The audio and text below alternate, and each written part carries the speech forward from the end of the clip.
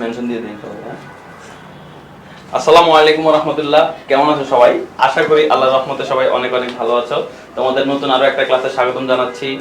আমি হাবিবুল্লাহ, টেকনিকের পক্ষ থেকে, এটা তোমরা জানোই।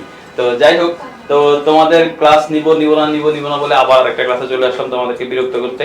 তো তোমরা যেখানে আছো যুক্ত হয়ে যাও দ্রুত। আজকে কিন্তু তোমাদের নতুন একটা চ্যাপ্টার পড়ানো হবে এবং খুবই গুরুত্বপূর্ণ একটা চ্যাপ্টার, কিন্তু সহজও। ঠিক আছে?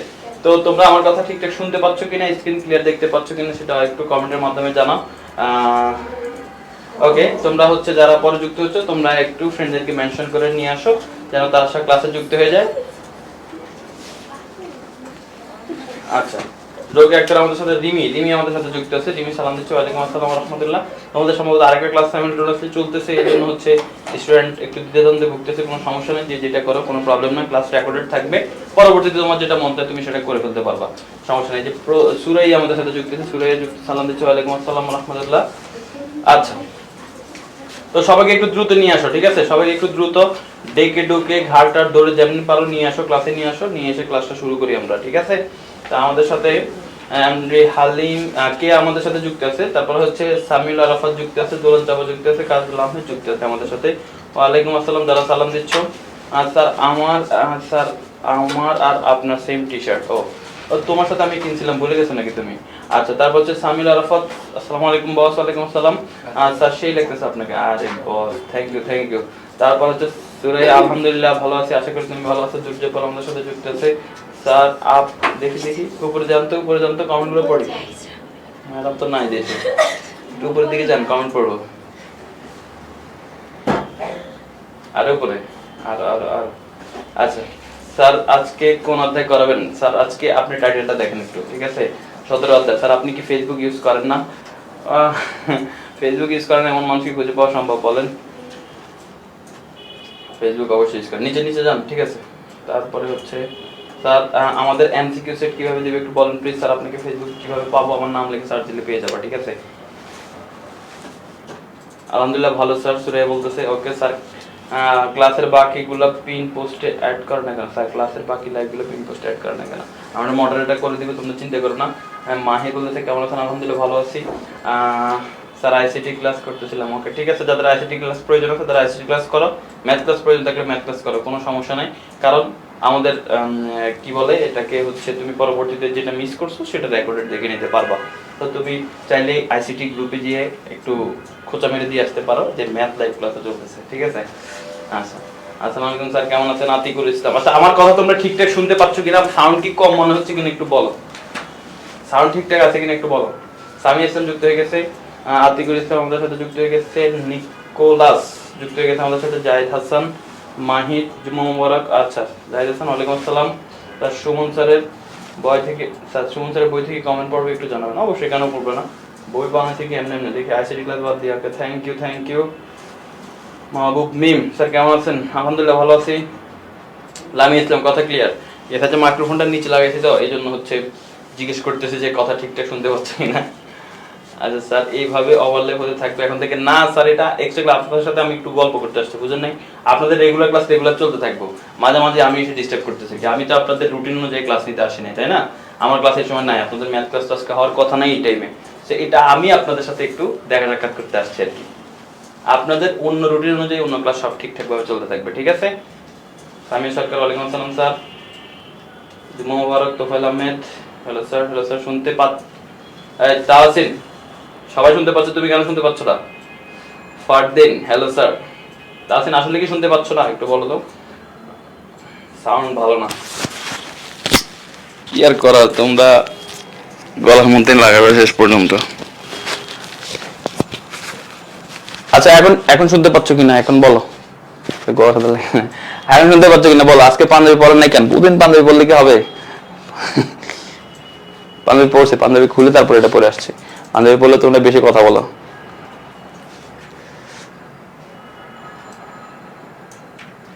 এখন ক্লিয়ার না? আচ্ছা ঠিক আছে। স্যার খাইছেন? হ্যাঁ, স্যার কেমনে খাইবো? হ্যাঁ, লাঞ্চ করছে আর কি। স্যার এখন অনেক সাউন্ড, এটা কি এক অবস্থা। সাউন্ড ভালো না, সাউন্ড নর্মাল করেন তো, বাড়ায় দেখেন না, যেমন আগে থাকতো এমন রাখেন, নর্মাল রাখেন।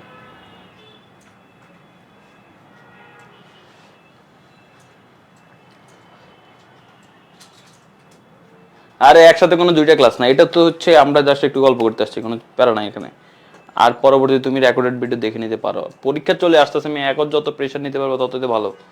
ওকে, তো আমরা শুরু করি, ঠিক আছে? অনেক কথা হয়ে গেছে, আমরা ক্লাসটা শুরু করি। মাইকটা খুব ডিস্টার্ব করতেছে, অনেক শুরু করি। তাহলে দেখো এখানে যদি খেয়াল করো, আজকে আমরা পরিসংখ্যান পড়বো। পরিসংখ্যান অধ্যায়টা কিন্তু খুবই গুরুত্বপূর্ণ একটা অধ্যায়। এই একটা অধ্যায় যে পোলাপাইন খুব পারে, আর এখান থেকে প্রশ্ন আসে পরীক্ষায়।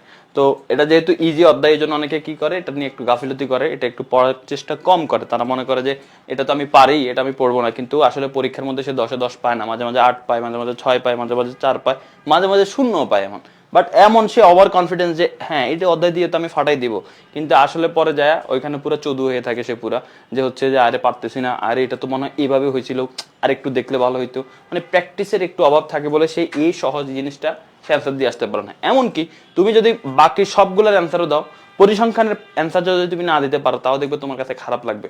পরিসংখ্যান এমন একটা জিনিস, এত সহজ জিনিস আমি দিতে পারলাম না।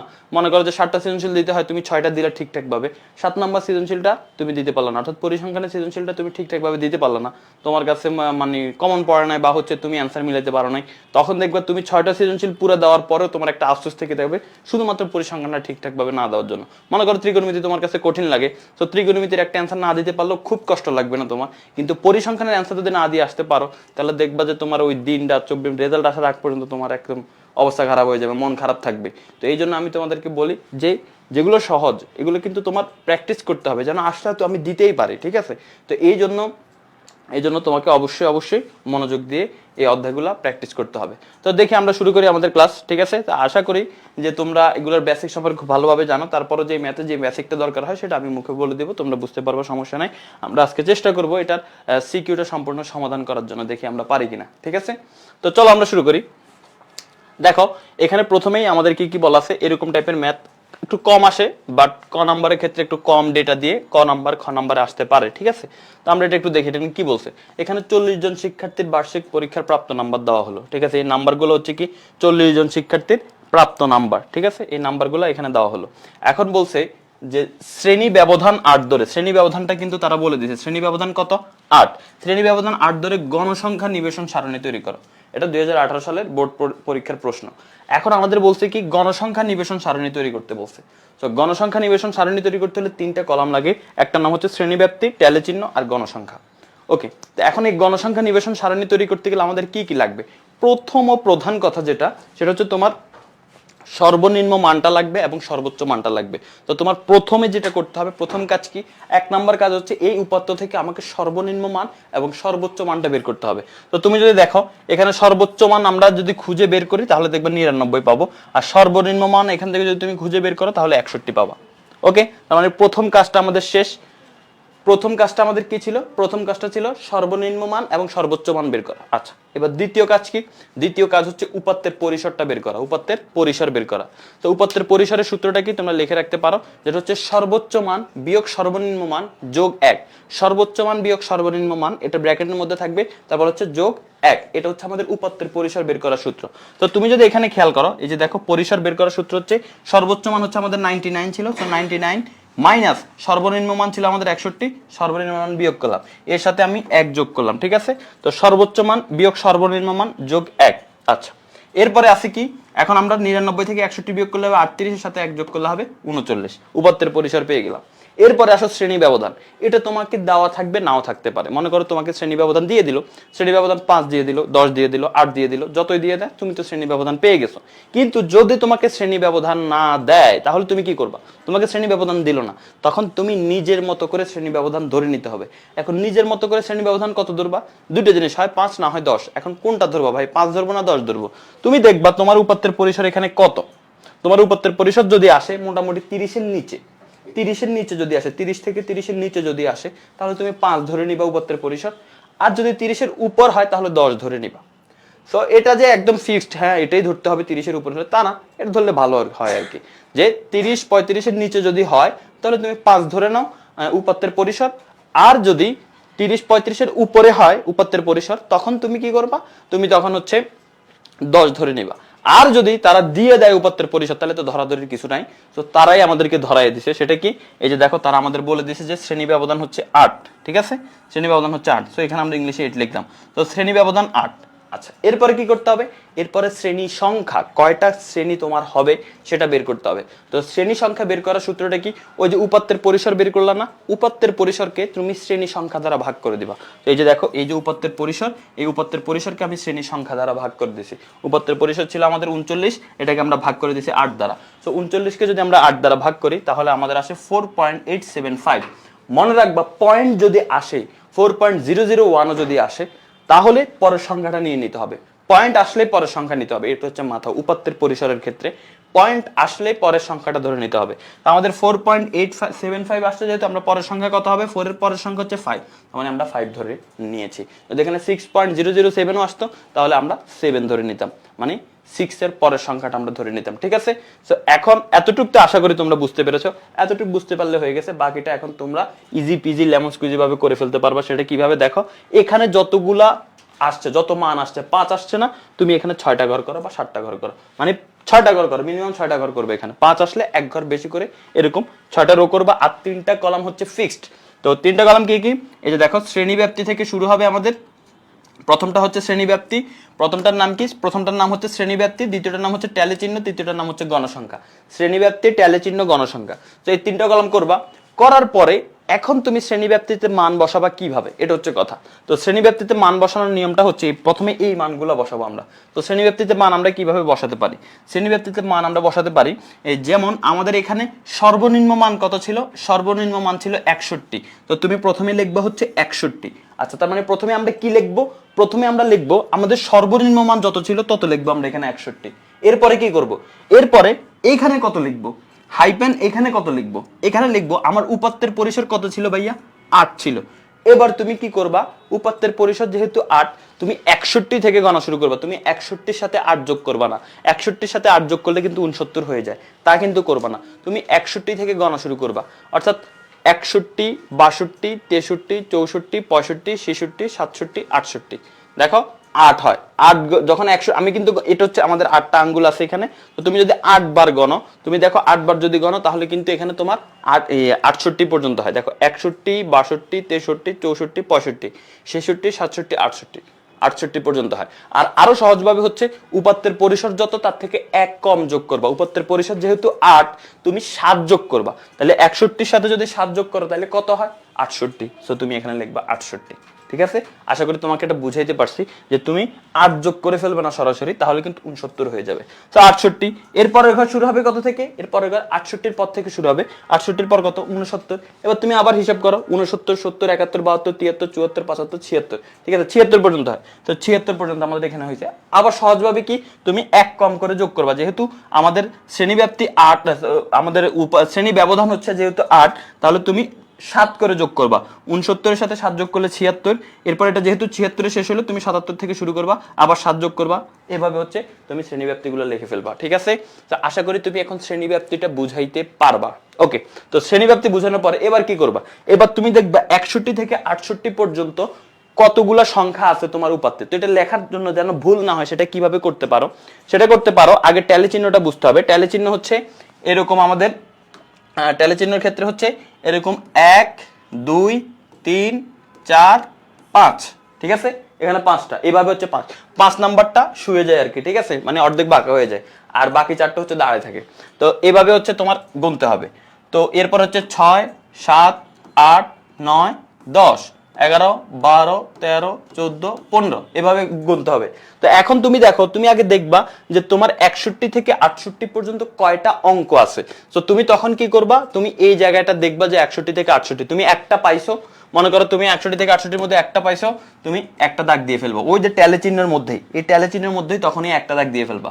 তারপর হচ্ছে এই যে 68 একটা পাইছো, আরেকটা দাগ দিয়ে ফেলবা। 61, 68 পেলা। তারপরে হচ্ছে তুমি এই যে 62 পেলা, আর একটা 3 নাম্বার দাগ দিয়ে ফেলবা। তারপর হচ্ছে এই যে 65 পেলা, 4 নাম্বার দাগ দিয়ে ফেলবা। এরপরে হচ্ছে তুমি এখানে 62-র পরে এই যে মনে করো আর কই কিরে ভাই, আর নাই, এই যে 68 পেলা। এই যে এখন 5 নাম্বারটা পেলা, 5 নাম্বারটা কিন্তু এইভাবে অর্ধেক শুয়ে যাবে। ঠিক আছে? তো 5 নাম্বারটা পেয়ে গেলাম। তারপরে হচ্ছে এখানে এই যে আরেকটা পেলাম 6 নাম্বারটা। 6 নাম্বারটা একটু গ্যাপ দিয়ে শুরু হবে 6 নাম্বারটা। তারপরে হচ্ছে আমাদের 6 নম্বরের পরে, আচ্ছা 6 নম্বর পর্যন্ত এখানে 6টা ছিল। তো তার মানে আমরা কয়টা পেলাম এখানে? 6টা পেলাম, রাইট? তো তুমি এখানে লিখে দিবা 6, গণসংখ্যার জায়গায় 6 লিখে দিবা, আর ট্যালি চিহ্ন তো তোমার লেখা হয়ে গেল। তো এইভাবে হচ্ছে তুমি লিখবা, তাহলে ভুল হওয়ার সম্ভাবনা খুব কম। তো এভাবে হচ্ছে তুমি যখন সব গণসংখ্যা বের করবে, এভাবে 69 থেকে 76 বের করবা, সবগুলো বের করবা, এখানে গণসংখ্যাগুলো লিখবা, লেখার পরে তুমি যোগ করে দেখবা আসলে কি 40 হয় কিনা। এই 40 কোনটার সাথে ম্যাচ করাবা? ওই যে প্রশ্নের মধ্যে আমাদের বলে দিছে 40 জন শিক্ষার্থীর বার্ষিক নাম্বার, যেহেতু 40 বলছে তোমার এখানে 40-এ আসতে হবে। যদি 40 না আসে তাহলে বুঝবে যে কোনো এক জায়গায় তুমি ভুল করছো। সো এরপরে বের করার পরে এখন যেটা পেলাম এটাই হচ্ছে আমাদের অ্যান্সার। এখন বলো এটা কি পুরোপুরি ভাবে ক্লিয়ার কিনা? তুমি একটু কমেন্ট করে জানাও যে এটা তুমি ক্লিয়ার হয়েছো কিনা।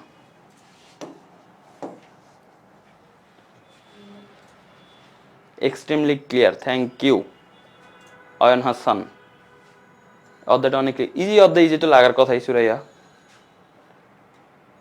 মালিয়া এই যে কমেন্ট পড়লাম, sir full clear, okay. Ratib Talukdar clear, Suraiya clear, Durjoy Pal clear, Nazma Khatun clear, extremely clear, you are great, thank you so much.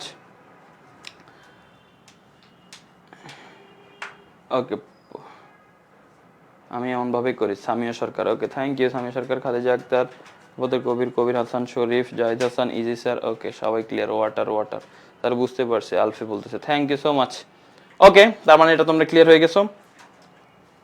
তার 4.001 আসলে দশমিকের পরে কিচ্ছু যদি থাকে, কোনো ছিটা ফোটা আসলে 5 ধরবা।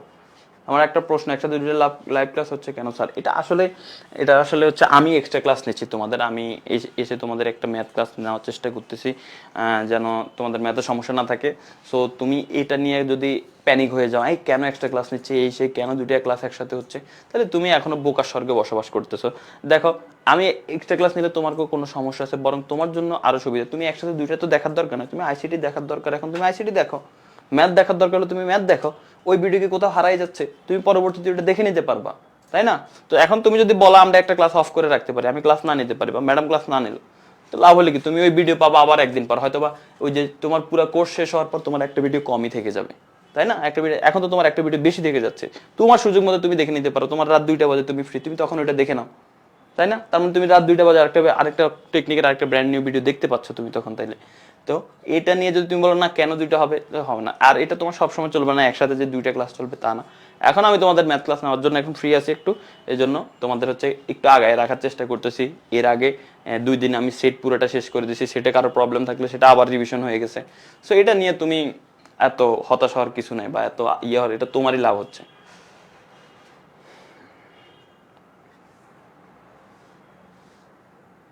রিতু ইসলাম, ওয়ালাইকুম আসসালাম স্যার। আচ্ছা ঠিক আছে, ওকে।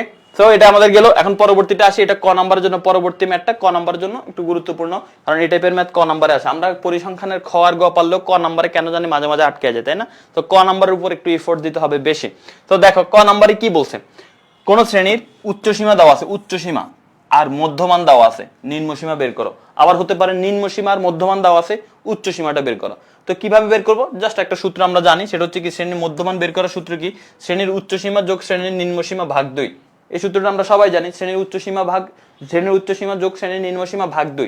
এটা দিয়ে হচ্ছে আমরা শ্রেণীর মধ্যমান বের করতে পারি, রাইট? তো শ্রেণীর মধ্যমান যদি আমরা এভাবে বের করতে পারি, এখন আমাদের কিসের মান দিয়েছে আমরা দেখে নিই। আমাদের শ্রেণীর মধ্যমানের মান দিয়েছে 62.5। তো তুমি এখানে লিখে ফেলো 62.5। এরপরে শ্রেণীর উচ্চ সীমা আমাদেরকে দেওয়া আছে দেখো 65। তো শ্রেণীর উচ্চ সীমা আমি বসে দিলাম 65। শ্রেণীর নিম্ন সীমা হচ্ছে দেওয়া নাই, এটা বের করতে হবে। নিম্ন সীমার জায়গায় শ্রেণীর নিম্ন সীমা লিখলাম, আর নিচে 2 এর জায়গায় 2 লিখলাম। এবার ক্যালকুলেশন, এই যে দেখো 62.5 এর সাথে যদি 2 গুণ করো তাহলে হবে 125। আর এই 62.5 এর নিচে কিছু নেই, মানে একটা 1 আছে, 1 এর সাথে এটা যদি পুরোটা গুণ করো তাহলে এটাই হবে 65 প্লাস শ্রেণীর নিম্ন সীমা, এটার সাথে 1 গুণ করলে এটাই হবে। এবার প্লাস 65 এখানে আছে, ওই পাশে গেলে মাইনাস হয়ে যাবে। সো 125 থেকে 65 যদি বিয়োগ করো তাহলে হবে 60। তার মানে শ্রেণীর নিম্ন সীমা কি পাচ্ছি আমরা? 60 পাচ্ছি, ঠিক আছে? তো এইভাবে করতে পারবা। তার সংক্ষিপ্ত পদ্ধতি গড় দেখাবেন, সবই আসবে আস্তে আস্তে সিরিয়ালে, কোনো সমস্যা নাই, একটু যুক্ত থাকো। আজকে চেষ্টা করবো সম্পূর্ণটাই শেষ করে দেওয়ার। ওকে, এরপরে আসো মধ্যক শ্রেণীর নিম্ন সীমা বের করো। এটা কিন্তু তোমার কাছে এটাকে কি বলা হয়, আচ্ছা, এটা কিন্তু এটাতে তোমরা অনেক ভুল করো, মধ্যক শ্রেণী বের করার ক্ষেত্রে তোমরা কিন্তু অনেক ভুল করো। পারা ম্যাথ 4 মার্কের মধ্যে তুমি অনেক সময় 0 পেয়ে চলে আসো, শুধুমাত্র মধ্যক শ্রেণীটা তুমি নির্ণয় করতে পারো না ঠিকভাবে, এই জন্য। তো মধ্যক শ্রেণীটা আমরা কিভাবে খুব সহজে নির্ণয় করতে পারি আমরা সেটা একটু দেখার চেষ্টা করি। দেখো, মধ্যক শ্রেণী যদি তুমি বের করতে চাও, মধ্যক শ্রেণী যদি তুমি বের করতে চাও, তুমি হয়তোবা এতদিন পর্যন্ত জানো, অনেকেই হয়তোবা এতদিন পর্যন্ত জানো যে যেই শ্রেণীতে গণসংখ্যা সবচেয়ে বেশি সেটা হচ্ছে মধ্যক শ্রেণী। এই শ্রেণীতে গণসংখ্যা সবচেয়ে বেশি 24, ওয়াও। মধ্যক শ্রেণী হচ্ছে 65 থেকে 69, কিন্তু না, এটা কিন্তু ওয়াও না, কারণ এরকম তোমার 0 বসাই দিবে এটা যদি তুমি লেখো। মধ্যক শ্রেণী কিন্তু এইভাবে না, এটা হচ্ছে প্রচুরক শ্রেণী। যে শ্রেণীতে গণসংখ্যা সবচেয়ে বেশি সেটা হচ্ছে প্রচুরক শ্রেণী। মধ্যক শ্রেণী কিন্তু এটা না। তাহলে মধ্যক শ্রেণী, মধ্যক শ্রেণী কোনটা তাহলে? মধ্যক শ্রেণী কোনটা তাহলে? মধ্যক শ্রেণী হচ্ছে, দেখো খেয়াল করো, মধ্যক শ্রেণীটা বের করার নিয়ম হচ্ছে তুমি প্রথমে শ্রেণী ব্যাপ্তি লিখবা, গণসংখ্যা লিখবা, ক্রমযোজিত গণসংখ্যা লিখবা। ওকে, লেখার পরে এবার তুমি দেখো তো তোমার মোট গণসংখ্যা কত, এই সবগুলো যদি যোগ করো তাহলে আসবে 70, রাইট? মানে তোমার মোট গণসংখ্যা হচ্ছে 70। এবার তুমি এক কাজ করো, 70 কে 2 দিয়ে ভাগ করো, 70 কে অর্থাৎ n/2 করো, 70 কে 2 দিয়ে ভাগ করো, 35, তার মানে 35। এখন তোমার দেখতে হবে এই 35টা কোন ঘরে আছে, এটা হচ্ছে তোমার দেখতে হবে। যাই হোক, এই 35 আমাদের এখানে থাকলো। এই 35 কোত্থেকে আসছে? মোট গণসংখ্যাকে 2 দিয়ে ভাগ করছি। আমাদের এখানে মোট গণসংখ্যা হচ্ছে 70, 70 কে 2 দিয়ে ভাগ করার পরে আমাদের 35 আসছে, এই জন্য আমরা 35 কে এখানে রাখলাম। ওকে, 35 এর জায়গায় থাকলো। এখন আমরা যেটা করতে হবে সেটা হচ্ছে যে এই ক্রমযোজিত গণসংখ্যা আশা করি তোমরা বের করতে পারো, তাও বলে দিচ্ছি ক্রমযোজিত গণসংখ্যা বের করে কেমনে।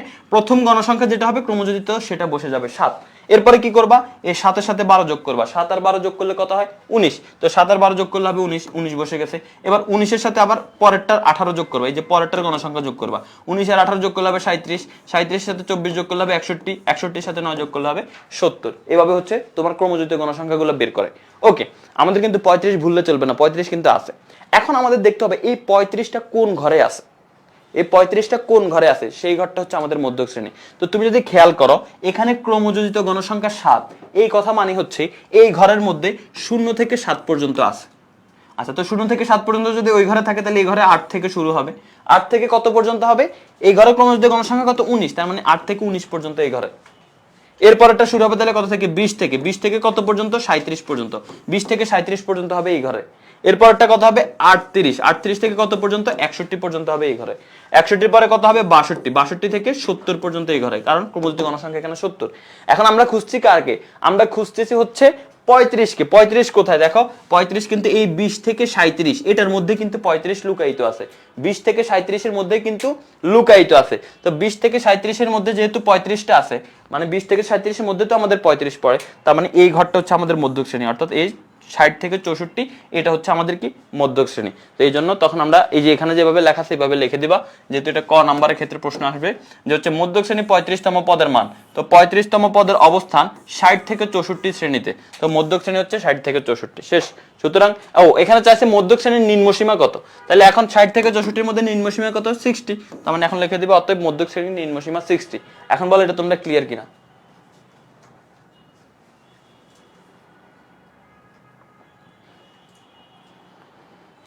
এটা ক্লিয়ার কিনা বলো তো?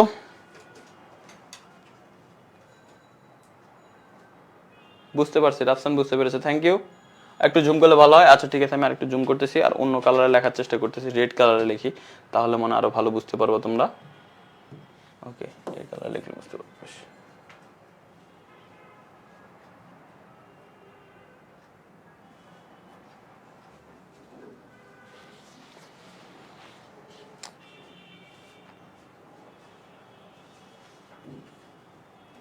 আচ্ছা ঠিক আছে, তাহলে এটা আমাদের ক্লিয়ার হয়ে গেছে।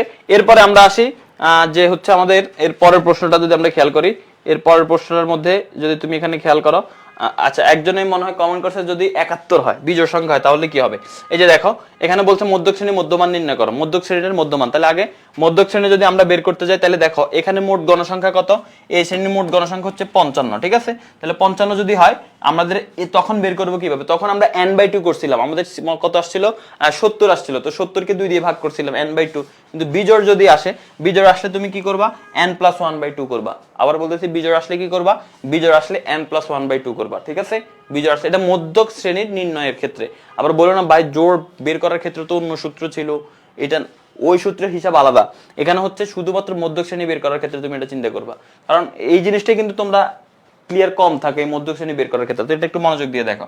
তাহলে এখানে যেহেতু 55 কে তুমি আবার 2 দিয়ে ভাগ করে দিও না, তাহলে আসবে কত?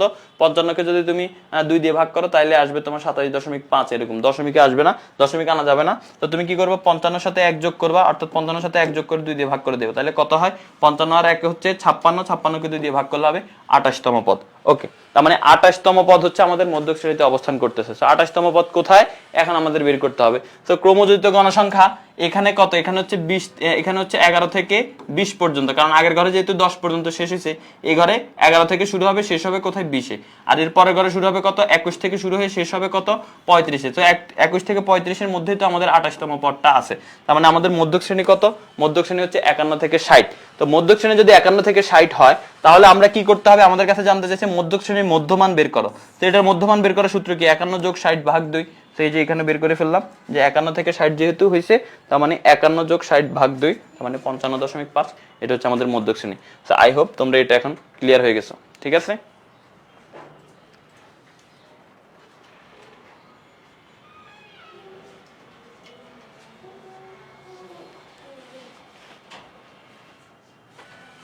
আচ্ছা ঠিক আছে, এটা যদি ক্লিয়ার হয়ে থাকো, তার পরবর্তী প্রশ্নটা আমরা একটু দেখার চেষ্টা করি। পরবর্তী প্রশ্নতে কি বলা আছে আমরা সেটা একটু দেখার চেষ্টা করি। তো এখানে যদি তুমি খেয়াল করো,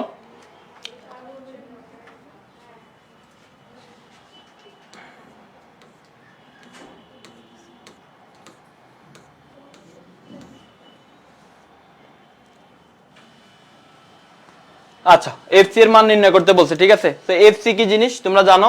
এফসি হচ্ছে মধ্যক শ্রেণীর যে সূত্রটা আছে আমাদের, সেই মধ্যক শ্রেণীর সূত্রের এফসিটা হচ্ছে মধ্যক শ্রেণীর পূর্ববর্তী শ্রেণীর ক্রমযোজিত গণসংখ্যা। এটা হচ্ছে এফসি।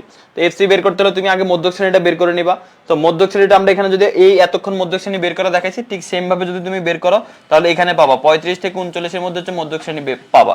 তাহলে এফসি কি হবে? এফসি হবে মধ্যক শ্রেণীর পূর্ববর্তী শ্রেণীর ক্রমযোজিত গণসংখ্যা। এটা যেহেতু মধ্যক শ্রেণী, মধ্যক শ্রেণীর পূর্ববর্তী মানে আগের শ্রেণীর ক্রমযোজিত গণসংখ্যা, এটাই হচ্ছে আমাদের এফসি। তার মানে এফসি এর মান কত? এফসি এর মান হচ্ছে 22। তো এই জন্য আমাদের এফসি এর মান এখানে 22 চলে আসছে। ঠিক আছে, এরপরে আসছে প্রচলিত অর্থ সহ প্রচুরক নির্ণয় সূত্রটি লেখো। তো প্রচলিত অর্থ সহ প্রচুরক নির্ণয় সূত্রটি যদি আমরা লিখতে যাই, তাহলে প্রচুরকের সূত্র পড়ে কি? L plus F1 divided by F1 plus F2 into H। এটা হচ্ছে আমাদের প্রচুরক নির্ণয়ের সূত্র। তো এই প্রচুরক নির্ণয়ের সূত্র হচ্ছে L plus F1 divided by F1 plus F2 into H। তো এখানে L কি? L হচ্ছে প্রচুরক শ্রেণীর নিম্নসীমা। F1 কি? F1 হচ্ছে প্রচুরক শ্রেণীর গণসংখ্যা বিয়োগ তার পূর্ববর্তী শ্রেণীর গণসংখ্যা। F2 কি? F2 হচ্ছে প্রচুরক শ্রেণীর গণসংখ্যা বিয়োগ তার পরবর্তী শ্রেণীর গণসংখ্যা। আর H কি? H হচ্ছে শ্রেণী ব্যবধান। ঠিক আছে, তো আই হোপ তোমরা এটা বুঝতে পেরেছো যে প্রচুরক কিভাবে আমরা বের করতে পারি, বা প্রচুরকের প্রত্যেকটা জিনিস কোনটা দ্বারা কি বোঝায়, এটা আশা করি তোমরা ক্লিয়ার হয়ে গেছো। এরপরে হচ্ছে প্রচুরক শ্রেণীর মধ্যবিন্দু নির্ণয় করো। ঠিক আছে, নিচের পদার্থ সারণীর প্রচুরক কোন শ্রেণী? প্রচুরক হচ্ছে যে শ্রেণীতে গণসংখ্যা বেশি, এই শ্রেণীতে গণসংখ্যা বেশি। তো আমাদের প্রচুরক শ্রেণী হচ্ছে এই 61 থেকে 70। আর এটার মধ্যবিন্দু নির্ণয় করতে বলছে। তো মধ্যবিন্দু কিভাবে নির্ণয় করব? এই দুইটাকে যোগ করে 2 দিয়ে ভাগ, এই যে 61 যোগ 70 ভাগ 2, তার মানে 131 ভাগ 2 সমান 65.5। এটা হচ্ছে আমাদের মধ্যমান। তো মধ্যমান আমরা কিন্তু খুব ইজি ভাবে বের করতে পারি। আচ্ছা, এরপরে আসে এখানে আবার প্রচুরক শ্রেণীর মধ্যমান, এটা করতে পারবা। বিচ্ছিন্ন অবিচ্ছিন্ন চলকের সংজ্ঞাগুলো লেখো। আচ্ছা, তো বিচ্ছিন্ন আর অবিচ্ছিন্ন চলক কি? যে চলকের মান শুধুমাত্র পূর্ণ সংখ্যা হয় তা হচ্ছে বিচ্ছিন্ন চলক। অর্থাৎ যে কোনো জিনিস যদি ভাঙতে না পারে সেটা হচ্ছে আমাদের বিচ্ছিন্ন চলক। অর্থাৎ যেমন হতে পারে একটা গাছে পাখির সংখ্যা, তুমি কখনো বলতে পারবা না ওই গাছের ডালে 5.5টা পাখি বসে আছে, এটা কখনো বলতে পারবা না। 5টা পাখি বসে আছে বা 6টা পাখি বসে আছে, অর্থাৎ তোমাকে পূর্ণ সংখ্যা বলতে হবে। তুমি কিন্তু কখনো ভগ্নাংশ বলতে পারবা না। যেহেতু ভগ্নাংশ বলতে পারতেছো না, এই জন্য এটা হচ্ছে পূর্ণ সংখ্যার মানে এটা হচ্ছে নির্দিষ্ট করা হয়। আর এটাকে বলা হয় বিচ্ছিন্ন চলক। যেমন মানুষের সংখ্যা, তোমার পরিবারে লোকজনের সংখ্যা, এগুলো কখনো ভগ্নাংশ হবে না, এগুলো সব হচ্ছে কি? পূর্ণ সংখ্যা। তো এগুলোকে বলা হয় বিচ্ছিন্ন চলক। আর অবিচ্ছিন্ন চলক কি? যেগুলো ভগ্নাংশ হতে পারে। তোমার বয়স, তুমি বলতে পারো আমার বয়স হচ্ছে 77.7 বছর। তোমরা 77.7 বছর যেহেতু, তার মানে এটা হচ্ছে আমাদের অবিচ্ছিন্ন চলক, কারণ এটা ভগ্নাংশ হইতে পারে। দশমিক আসছে। তোমার উচ্চতা, এটা ভগ্নাংশ হইতে পারে। তাপমাত্রা বলে না 33.5 ডিগ্রি সেলসিয়াস, যে দশমিক আসছে, এজন্য এগুলো হচ্ছে আমাদের কি? অবিচ্ছিন্ন চলক। যেগুলো আমাদের ভগ্নাংশ হয় সেগুলো আমাদের অবিচ্ছিন্ন চলক। তো আশা করি বুঝতে পারছো যে অবিচ্ছিন্ন চলকে ভগ্নাংশ হবে, বিচ্ছিন্ন চলকে ভগ্নাংশ হবে না। আচ্ছা, এখানে কয়েকটা সংখ্যা দিয়ে বলছে যে সংখ্যাগুলোর গড় নির্ণয় করো। তো সংখ্যাগুলোর গড় নির্ণয় করা খুবই সহজ। এগুলো ক নাম্বার প্রশ্ন আসলে কি করবা? এই সবগুলোকে যোগ করে দিবা। সবগুলোকে যোগ করে এখানে কয়টা সংখ্যা আছে? 1 2 3 4 5 6 7 8। সবগুলোকে যোগ করে 8 দিয়ে ভাগ করে দিবা। তো সূত্র হচ্ছে সবগুলো সংখ্যার যোগফল ভাগ করবা মোট কয়টা সংখ্যা আছে সেটা। এই দেখো সবগুলোকে যোগ করে মোট সংখ্যা হচ্ছে 8টা, 8টা দিয়ে ভাগ করে দিলাম, তাহলে আসলো 77.25। তার মানে आंसर হচ্ছে 77.25। তো আশা করি তোমরা এটাও বুঝতে পেরেছো। এরপরে সেম ভাবে এর পরেরটার মধ্যে বলছে যে হচ্ছে এই যে এখানে সবগুলো সংখ্যা দিছে কিন্তু মাঝখানে একটা কাহিনী করে দিছে, একটা এক্স দিয়ে দিছে, ঠিক আছে। এক্স দিয়ে বলতেছে যে সংখ্যাগুলোর গড় হচ্ছে 22.5, আপনি এক্স এর মান নির্ণয় করেন, ঠিক আছে। তো কোনো সমস্যা নাই। গড় নির্ণয় সূত্র কি? গড় নির্ণয় সূত্র হচ্ছে সংখ্যাগুলো সবগুলো যোগফল ডিভাইডেড বাই মোট সংখ্যা। তো সবগুলোকে যোগ করছে, যোগের মধ্যে কিন্তু আমাদের এক্সও আসছে, রাইট? কারণ এক্স কিন্তু সংখ্যাগুলোর মধ্যেই আছে। এই যে দেখো এই এক্সটা কিন্তু সংখ্যাগুলোর মধ্যেই আছে, তার মানে এই জন্য এখানে এক্স আসছে। আর ডিভাইডেড বাই এখানে কয়টা সংখ্যা আছে? 1 2 3 4 5 6 7 8, এই জন্য ভাগ করে দিয়েছি 8 এর সাথে। এবার আমরা কি করলাম, এই সবগুলোকে যদি যোগ করি তাহলে হয় 161, আর পাশে আছে একটা এক্স, তো আছে এক্স তো যোগ হয় নাই, তো জন্য এক্স এভাবে আমরা লিখছি এক্স প্লাস 161, আর নিচে হচ্ছে 8, আর এখানে আছে আমাদের কত 22.5। এবার আমরা কোনাকুনি ভাবে গুণ করব। 22.5 এর নিচে কিছু নেই মানে কি আছে? একটা 1 আছে। 1 এর সাথে যদি x প্লাস 161 গুণ করি তাহলে x প্লাস 161 হবে, কারণ 1 এর সাথে যেটাই গুণ হয় না কেন সেটাই বসে যায়। আর 8 এর সাথে যদি 22.5 গুণ করি তাহলে হবে 180। তাহলে এবার প্লাস 161 যদি ডান পাশে যায় মাইনাস হয়ে যাবে, তো মাইনাস হয়ে গেলে কত হয়? 19। তার মানে x এর মান চলে আসছে আমাদের কত? 19। তো সহজে আমরা x এর মানটা বের করতে পেরেছি। আচ্ছা, গাণিতিক গড়। তো আমরা এখন আসি গাণিতিক গড়ে। তো গাণিতিক গড়ের ক্ষেত্রে তোমরা একজনের মনে প্রশ্ন করছো, ভাই গাণিতিক গড়টা দেখাই দেন। সবই দেখানো হবে, কোনো কিছু বাদ হবে না, ঠিক আছে। তো এখন আসি আমরা গাণিতিক গড় করি। তো এতটুকু যা বুঝলাম তোমরা শুরু থেকে যারা যুক্ত ছিল তোমরা বুঝতে পেরেছো কিনা আমাকে বলো। Nihal Sinha, clear sir, okay, thank you Nihal. Nihal সিনহার সাথে আবার আজকে চলে আসছে নিহাল সিনহা। স্যার কেমন আছেন? জান্নাত বলতেছে, এই তো জান্নাত ভালো আছি স্যার। 10 অধ্যায়ের ক্লাস নিলে ভালো হতো, কোনো সমস্যা নাই, স্যার আছে, স্যার নিয়ে ফেলবে, এগুলো পারি স্যার, থ্যাংক ইউ। পারবা, না পারার কি আছে, 2 বছর পরে এখন সবই পারা উচিত।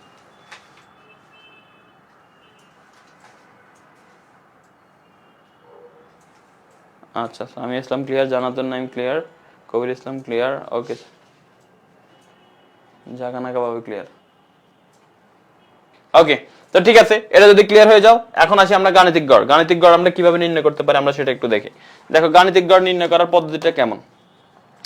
তো তুমি যদি এখানে খেয়াল করো, গাণিতিক গড় বের করতে হলে প্রথম কাজ হচ্ছে তুমি আগে ওই যে আমাদের ইয়ে করি আমরা, যে এটাকে কি বলা হয়, গণসংখ্যা নিবেশন সারণী তৈরি করেছিলাম, সেরকম একটা সারণী তৈরি করতে হবে।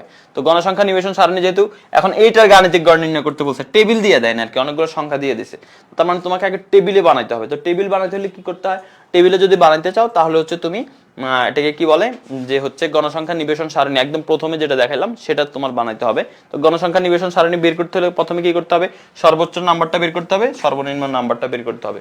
এরপরে উপাত্তের পরিসর, সর্বোচ্চ মান বিয়োগ সর্বনিম্ন মান যোগ 1, এই সূত্র দিয়ে বের করে এখানে তোমার অ্যান্সারটা বের করতে হবে যে উপাত্তের পরিসরটা আসলে কত। সো উপাত্তের পরিসরটা আমরা বের করে ফেললাম, যেখানে 34। সো 34 আমি বললাম 30 35 এর নিচে যেহেতু আছে আমরা 5 দিয়ে ভাগ করব, ঠিক আছে। উপরে গেলে 40 50 এরকম হলে আমরা 10 দিয়ে ভাগ করতাম, কারণ এখানে আমাদের শ্রেণী ব্যবধান দেয় নাই। তো আমরা ধরে নিলাম যে শ্রেণী ব্যবধান বা শ্রেণী ব্যাপ্তি 5 ধরে আমাদের শ্রেণী সংখ্যা বের করার সূত্র কি, শ্রেণী সংখ্যা বের করার সূত্র হচ্ছে উপরে হবে উপাত্তের পরিসর, নিচে হবে শ্রেণী ব্যবধান বা শ্রেণী ব্যাপ্তি। তো উপাত্তের পরিসর আমরা পাইলাম 34, এখানে বসে দিলাম 34, ভাগ করব কাকে দিয়ে, শ্রেণী ব্যাপ্তি দিয়ে বা শ্রেণী ব্যবধান দিয়ে। তো শ্রেণী ব্যাপ্তি বা শ্রেণী ব্যবধান দিয়ে ভাগ করে দিলাম। 34 কে যদি আমরা 5 দিয়ে ভাগ করি তাহলে কত আসে, 6.8। তো পয়েন্ট আসলে পরের সংখ্যা দিতে হয়, তার মানে 7 কে আমরা নিয়ে নিলাম। তো এখন আমরা এখানে মানগুলো বসাইতে পারি। 35 থেকে বসানো শুরু করছি, কারণ আমাদের সর্বনিম্ন মান হচ্ছে 35। তো 35 এর সাথে যেহেতু এখানে শ্রেণী ব্যাপ্তি আমরা 5 ধরছি, তাহলে 4 করে যোগ করব। তাহলে আমরা যদি 35 এর সাথে 4 যোগ করি তাহলে হবে কত, 39। এরপরে 40 থেকে শুরু করব, 4 যোগ করলে 44, এরপরে 1 যোগ করলে তারপর হচ্ছে 45, 45 এর সাথে 4 যোগ করলে হবে 49। এভাবে আমরা একটার পর একটা যোগ করে যাব, ঠিক আছে। আচ্ছা, তো যোগ করার পরে এরপর আমরা যেটা করব যে হচ্ছে আমাদের গণসংখ্যাগুলো, এই যে মধ্যমান এখানে থাকুক, মধ্যমান আমরা এখন বাইর করতেছি না। এবার আমরা গণসংখ্যাগুলো এখান থেকে গুণে গুণে লিখে নিব। 35 থেকে 39 পর্যন্ত গণসংখ্যা কয়টা আছে, দেখবে 2টা আছে, তো 2 লিখে নিবা। তারপর 44 থেকে 40 পর্যন্ত কয়টা আছে গুণে নিবা, দেখবে 2টা আছে। ট্যালি চিহ্ন তোমার না দিলেও চলবে, তুমি দিলে দিতে পারো, না দিলেও কোনো প্রবলেম নাই। এভাবে গুণে তুমি হচ্ছে গণসংখ্যা বসাবা। এরপরে হচ্ছে তুমি মধ্যমানটা লিখবা। তো মধ্যমান বের করার সূত্র কি, এই দুইটাকে যোগ করে 2 দিয়ে ভাগ, 35 আর 39 কে যোগ করে 2 দিয়ে ভাগ করলে 37, 40 আর 44 কে যোগ করে 2 দিয়ে ভাগ করলে 42, 45 আর 49 কে 2 দিয়ে যোগ করে 2 দিয়ে ভাগ করলে হবে 47। এভাবে তুমি মধ্যমানগুলো বের করে নিবা। এরপরে মনে রাখবা মধ্যমানকে তুমি xi দিয়ে প্রকাশ করবা আর গণসংখ্যাকে তুমি fi দ্বারা প্রকাশ করবা। এবার তুমি যেটা করবা যে এই দুইটাকে গুণ করে ফেলবা, নতুন আরেকটা কলাম হবে, যে কলামের নাম হবে fi xi। fi মানে হচ্ছে গণসংখ্যা, xi মানে হচ্ছে হচ্ছে মধ্যমান। তো এফ আই এক্স এর মধ্যে কি বসবে, এফ আই এর মানের সাথে এক্স আই এর মানটাকে তুমি গুণ করবা। তো 2 এর সাথে গুণ করবা কাকে, 37 কে। সো 2 আর 37 যদি তুমি গুণ করো তাহলে আসবে 74। এভাবে সেম ভাবে পরে আসে আবার 2 এর সাথে 42 গুণ করবা তাহলে আসবে 84। এরপর হচ্ছে 5 এর সাথে 47 গুণ করবা তাহলে হবে 235। এভাবে সবগুলো এফ আই এক্স এ বের করবা। করার পরে এখন তোমার কাজ হবে কি, তোমার কাজ হচ্ছে যে মোট গণসংখ্যা কত সেটাকে এন দিয়ে প্রকাশ করবে। সবগুলো যদি যোগ করো তাহলে আসে 30, তার মানে এখানে এন এর মান হচ্ছে 30। আর এফ আই এক্স এর সব যোগ করবে, এই এফ আই এক্স এর যত মান আছে সবগুলো মান তুমি যোগ করবা। তো এফ আই এক্স এর সবগুলো মান যদি যোগ করো তখন এটার নাম হয়ে যায় summation of F I X I. এই সামেশন চিহ্নটা কি, এটা বুঝে যাচ্ছে যোগফলের চিহ্ন, ঠিক আছে, অর্থাৎ এফ আই এক্স আই এর যোগফল এগুলা। তো এই জন্য summation of F I X I. তো এই সবগুলো যদি যোগ করো তাহলে আসে 1610। এখন গাণিতিক গড় বের করার সূত্র খুবই সহজ, যে summation of F I X I কে ভাগ করবা মোট গণসংখ্যা দিয়ে অর্থাৎ এন দিয়ে। তো মোট summation of F I x এর মান হচ্ছে 1670 আর এন এর মান হচ্ছে 30। তো 30 দিয়ে ভাগ করলে 1670 কে 30 দিয়ে ভাগ করলে আসে 55.67। তার মানে এটাই হচ্ছে আমাদের গাণিতিক গড়। তো গাণিতিক গড়টা বুঝতে পেরেছো কিনা বলো। গাণিতিক গড় থেকে সংক্ষিপ্ত পদ্ধতির গড় গুরুত্বপূর্ণ বেশি, তো আমরা সংক্ষিপ্ত পদ্ধতির গড়ও একটু পরে দেখবো, বাট গাণিতিক গড়টা তোমরা ক্লিয়ার কিনা একটু বলো।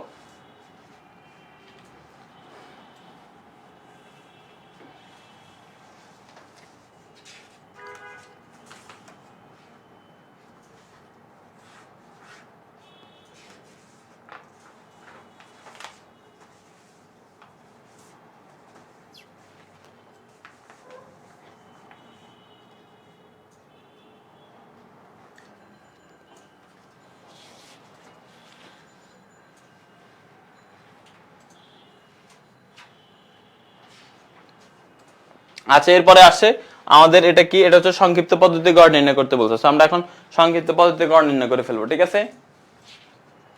তো আমরা এখন একটু সংক্ষিপ্ত পদ্ধতির গড়টা করি, ঠিক আছে।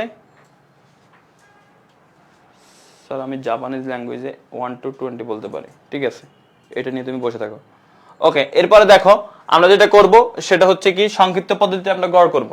সো সংক্ষিপ্ত পদ্ধতিতে যদি আমরা গড় করি তাহলে কিভাবে করতে পারি, দেখো এরকম টেবিল আকারে দিয়ে দিলে তুমি চেষ্টা করবে পরীক্ষার মধ্যে যদি টেবিল আকারে প্রশ্ন যেগুলো আসবে সম্ভবত একটা প্রশ্ন টেবিলের হবে আর একটা প্রশ্ন টেবিল ছাড়া হবে। তো যেটা টেবিলের হবে সেটার অ্যান্সার তুমি দেওয়ার চেষ্টা করবে, কারণ টেবিলের অ্যান্সারটা দেওয়া খুবই ইজি, টেবিলের অ্যান্সার দেওয়াটা হচ্ছে সহজ, টেবিলের অ্যান্সারটা দিতে ভুল হয় একটু কম। তো চেষ্টা করবা টেবিলের অ্যান্সারটা দেওয়ার জন্য। তো এখন খেয়াল করো, তুমি যদি এখানে খেয়াল করো এখানের মধ্যে কি বলা আছে যে সংক্ষিপ্ত পদ্ধতি গড়। প্রথমে টেবিলের মধ্যে কি আছে, শ্রেণীব্যাপ্তির গণসংখ্যা। তো এখানে শ্রেণীব্যাপ্তি বসে দিবে, এখানে গণসংখ্যা বসে দিবা। এরপর তোমাকে বের করতে হবে মধ্যমান। তো মধ্যমানটা কিভাবে বের করে, মধ্যমানটা বের করে হচ্ছে তোমার মধ্যমানটা বের করে হচ্ছে এই দুটো সংখ্যাকে যোগ করে 2 দিয়ে ভাগ, এই দুটো সংখ্যাকে যোগ করে 2 দিয়ে ভাগ। 33 আর 42 কে যোগ করে 2 দিয়ে ভাগ করলে আসবে 37.5। 43 আর 52 কে যোগ করে 2 দিয়ে ভাগ করলে হবে 47.5। এভাবে সবগুলো বের করবা, গণসংখ্যা লিখবা। আর ধাপ বিচ্যুতি এই সূত্র দিয়ে লেখা যায়। তাছাড়া তুমি যদি চাও অন্যভাবে লিখতে পারো, সেটা কিভাবে, সেটা হচ্ছে যে শ্রেণীতে গণসংখ্যা সবচেয়ে বেশি, এই যে এই শ্রেণীতে গণসংখ্যা সবচেয়ে বেশি, রাইট, তুমি সেই শ্রেণীতে শূন্য ধরো, সেই শ্রেণীর ধাপ বিচ্যুতি কত ধরো, শূন্য ধরো। তো সেই শ্রেণীর ধাপ বিচ্যুতি যদি শূন্য ধরো, এরপরে তোমাকে যেটা করতে হবে উপরের দিকে গেলে মাইনাস করে যাইতে হবে। উপরেরটা হবে -1 -2 -3, আরো থাকলে -4 -5, আর নিচের দিকে হবে প্লাস, মানে +1 +2 প্লাস, যদি এরপর আরো থাকতো +3 +4 +5 এইভাবে যাবে, ঠিক আছে। আর তাছাড়া তুমি যদি চাও এভাবে করতে পারো, তোমার ইচ্ছা, ঠিক আছে। এখন হচ্ছে কি যে হচ্ছে এর মান তোমার, আচ্ছা এর মান আমরা পরে যাই। এরপরে আমাদের আরেকটা ঘর লাগবে যেটার নাম হচ্ছে এফ আই ইউআই, অর্থাৎ গণসংখ্যা ইনটু ধাপ বিচ্যুতি। তো এফ আই কি, এফ আই হচ্ছে গণসংখ্যা, আর ইউআই কি, ইউআই হচ্ছে ধাপ বিচ্যুতি। যে ধাপ বিচ্যুতিকে ইউআই দ্বারা প্রকাশ করে। এখন এই দুইটাকে গুণ করো তুমি, 4 আর -3 গুণ করলে হবে -12, 7 আর -2 গুণ করলে হবে -14, 9 আর -1 গুণ করলে হবে -9, তারপর হচ্ছে 10 আর 0 গুণ করলে হবে 0। তো এইভাবে তুমি এই এফ আই আর ইউআই কে গুণ করে ফেলো।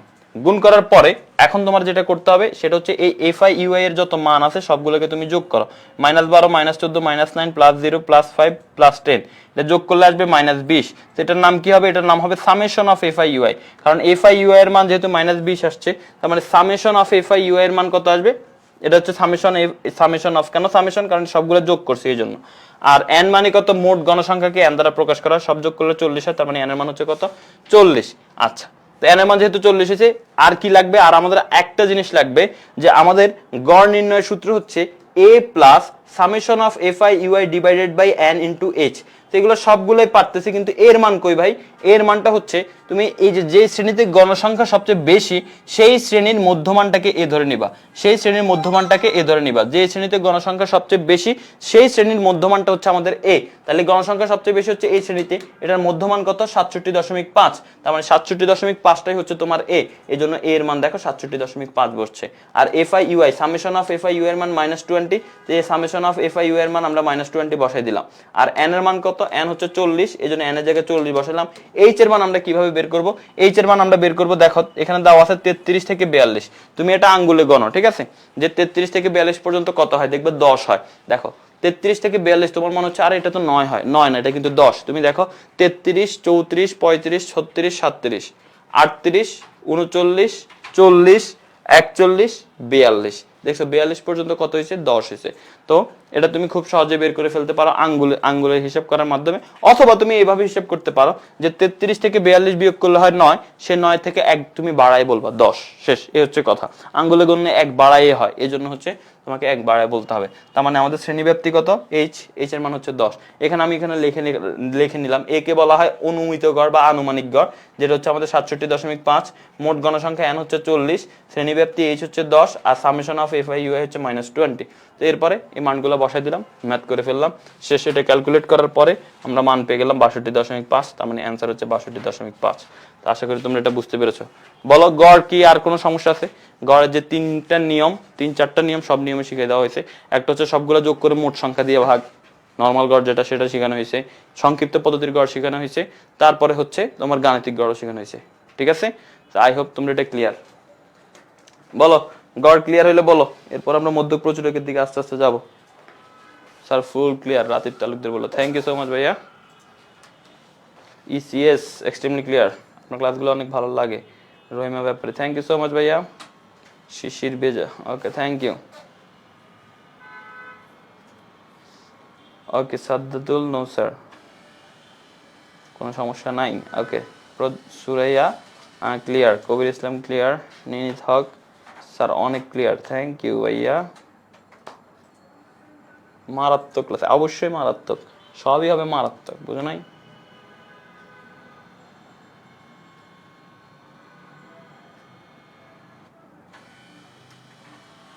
সামিয়া ইসলাম গুড, সামিয়া সরকার ক্লিয়ার। গাণিতিক গড় লাস্ট লাইন মানে বুঝি নাই, গাণিতিক গড়ের লাস্ট লাইনে কি এসে? হ্যাঁ মান বসে দিলাম, মান বসে ভাগ করে দিলাম, summation of F I x এর মান বসাইছি, এন এর মান বসাইছি, এরপরে 1670 কে 30 দিয়ে ভাগ করলে হয় 55.67। স্যার এইচডব্লিউ কি দিবেন? ইয়েস এইচডব্লিউ দিব। কি আছে জীবনে মেয়ে, এইচডব্লিউ তো করবাই। ওকে চলো এরপরে দেখি আমরা আমাদের পরবর্তী প্রশ্নে কি বলছে, সংক্ষিপ্ত পদ্ধতির গড়। এটা আমি আর রিপিট করব না, সংক্ষিপ্ত পদ্ধতির ওইটাই তো করালাম মাত্র মনে হয়, তো সংক্ষিপ্ত পদ্ধতির গড় রিপিট করব না আর। আচ্ছা, উপাত্ত সমূহকে সারণী আকার প্রকাশ করে সংক্ষিপ্ত, দেখো এখানে কিন্তু তারা টেবিল দেয় না, এখানে কিন্তু কয়েকটা সংখ্যা দিয়ে এখন সংক্ষিপ্ত পদ্ধতির গড় নির্ণয় করতে বলছে। তাহলে কি করতে হবে, তোমাকে আগে টেবিল বানায় নিতে হবে। টেবিলটা কিভাবে বানায় সেটা কিন্তু আমরা দেখাই দিয়েছি অলরেডি। শ্রেণীব্যাপ্তি নিবা, তারপর হচ্ছে গণসংখ্যা নিবা, এগুলো বানায় নেওয়ার পরে টেলে চিহ্ন তুমি না দিলেও চলে, তুমি যদি চাও তুমি দিতে পারো, কোনো সমস্যা নাই। তো শ্রেণীব্যাপ্তির গণসংখ্যা পেয়ে গেলে এবার তো তুমি এটা বের করতেই পারবা। আবারও বলে দিচ্ছি, প্রথমেই তুমি কি করবা, তোমাকে গড় নির্ণয় করতে বলছে না কি নির্ণয় করতে বলছে, তোমার এগুলো মাথায় নেওয়ার দরকার নাই। তোমার এখানে টেবিল নাই, তুমি আগে টেবিলে নাও, ঠিক আছে?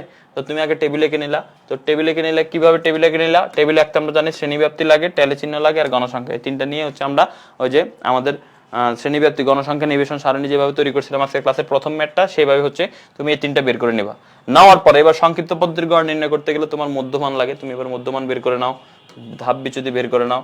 এরপরে হচ্ছে গণসংখ্যার সাথে এফ আই এর সাথে ইউআই যোগ করে নাও, গুণ করে নাও। তো এফ আই এর সাথে ইউআই আমরা গুণ করে নিছি, এভাবে গুণ করে এরপরে একটু আগে যেটা বুঝাইলাম যেভাবে, এভাবে হচ্ছে তুমি এই ম্যাথটা করতে পারো ইজি, এগুলো রিপিট করবো না। আচ্ছা এরপর আসো মধ্যক নির্ণয়, ঠিক আছে? তো এবার আমরা মধ্যক করা শুরু করব। সো মধ্যক আমরা তিন ভাবে করতে পারি, ঠিক আছে? মধ্যক বের করার নিয়ম হচ্ছে তিনটি। সেই নিয়ম তিনটি কি কি?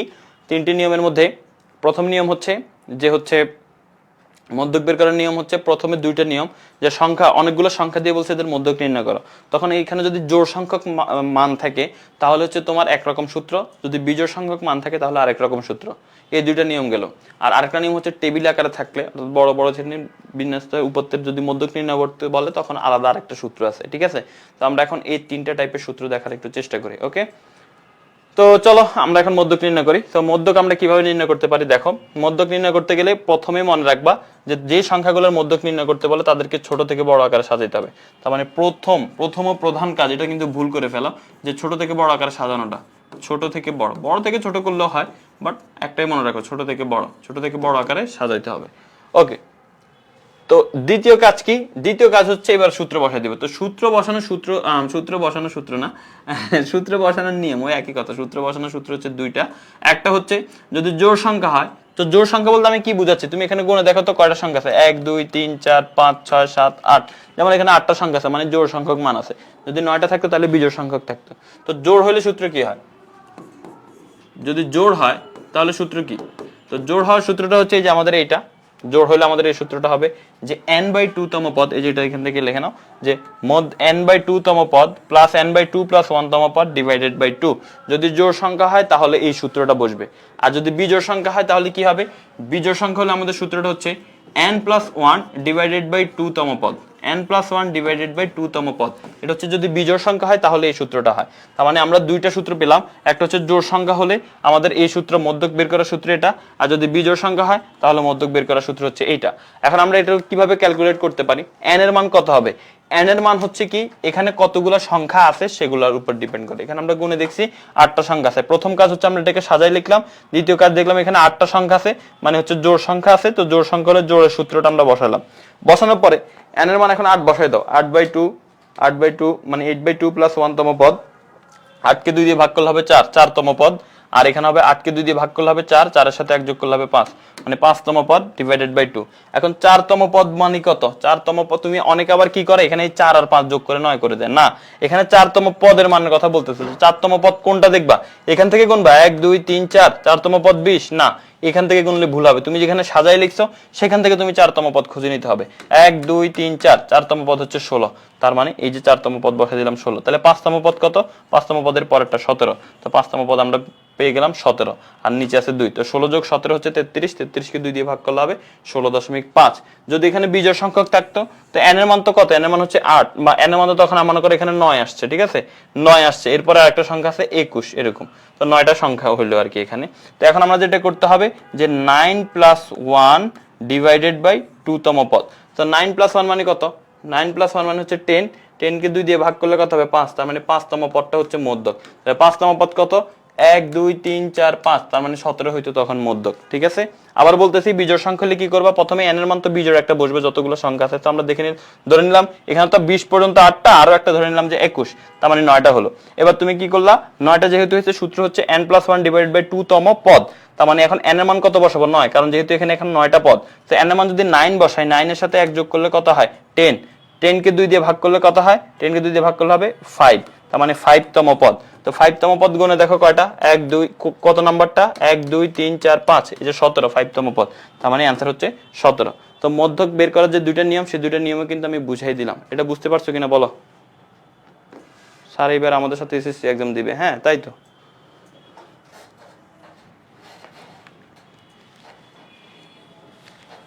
ক্লিয়ার কিনা বলো? মধ্যক কিন্তু বুঝাই দিলাম। মধ্যকের আরেকটা সূত্র আছে, সেটা আমরা দেখব। মাথা নষ্ট, গণিত কিছু পারি না। আচ্ছা বলা ভাই,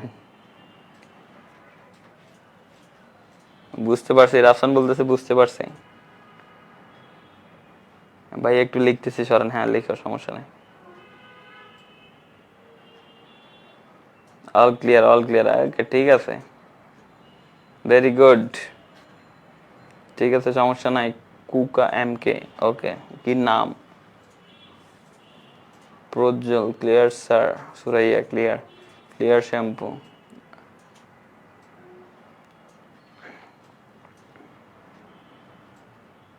স্যার ক্লিয়ার লাইক ইউ। আচ্ছা স্যার আমাদের সাথে এসএসসি एग्जाम দিবে, সিটে বসবে। অবশ্যই অবশ্যই, কোনো চিন্তা করো না, শুধু বলে দিবা কখন কোথায় যাইতে হবে, কয়টা বাজে? হ্যাঁ, কোনো সমস্যা নাই, একটা শিশু বাদ যাবে না, সব পড়ানো হবে আজকে। অনেক ভালো আপনার ক্লাস, শিশির ভেজা সকাল, thank you so much. Okay okay, sir lunch করছেন? আসো একসাথে করি লাঞ্চ, ক্ষুধা লাগছে। স্যার কিরাম আসুইন, এটা কোন দেশের ভাষাটা? মনে ময়মনসিংহের ভাষা। কিরাম আসুইন স্যার, আপনি ভালো পড়ান। ওরে ভাই ধন্যবাদ ভাই। হ্যাঁ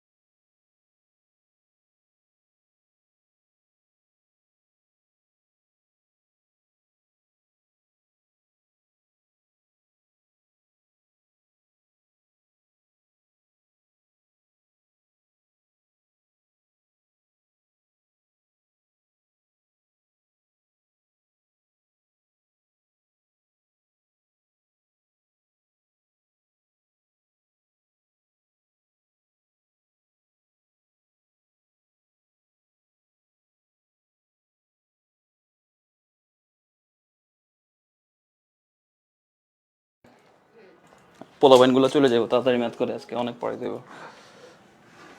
উত্তর 17 হবে না, কিসে শিরায় শিরায় রক্ত। আচ্ছা ঠিক আছে, ওকে। স্যার আজকে কিন্তু দেখি দেখি উপরে কমেন্ট কি, স্যার আজকে কিন্তু ম্যাডাম পোলাপাইন দেখি দুষ্ট হয়ে যাইতেছে, কি কইলো? স্যার আজকে কিন্তু ম্যাডামের ক্লাস আছে, প্লাস এক্সামও আছে। কোন ম্যাডামের ক্লাস?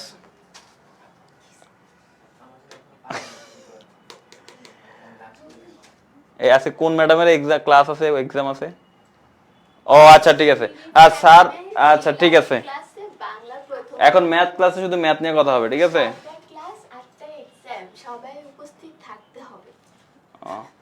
ওকে ঠিক আছে। কতটুকু জানি ছিলাম, এতটুকু পর্যন্ত ছিলাম, এরপরে যাই। এগুলোর মধ্যক নির্ণয় করো, পারবা? মধ্যক আর দেখাবো না। এই যে এখান থেকে হচ্ছে মধ্যক নির্ণয় করো। এখন হচ্ছে আমরা সূত্রের মধ্যক একটা দেখবো, সূত্র দিয়ে কিভাবে মধ্যক নির্ণয় করে সেটার পরে আর করবো না, ঠিক আছে?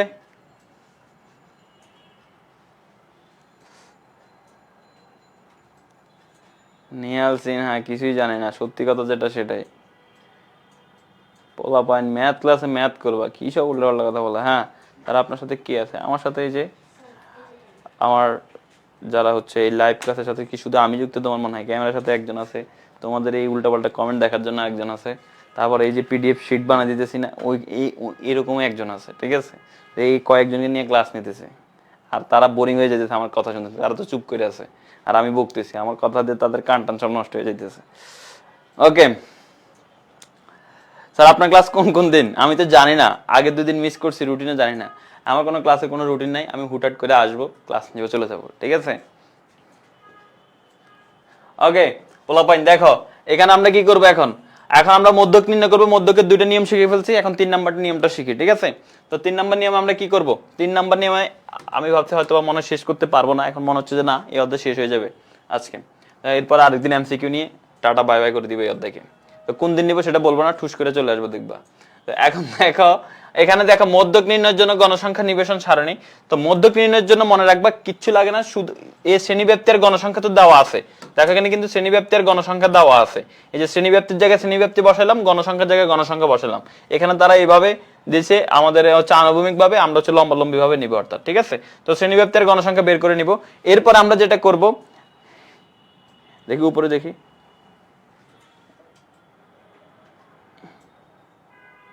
আরো উপরে, আরো উপরে, আরো উপরে,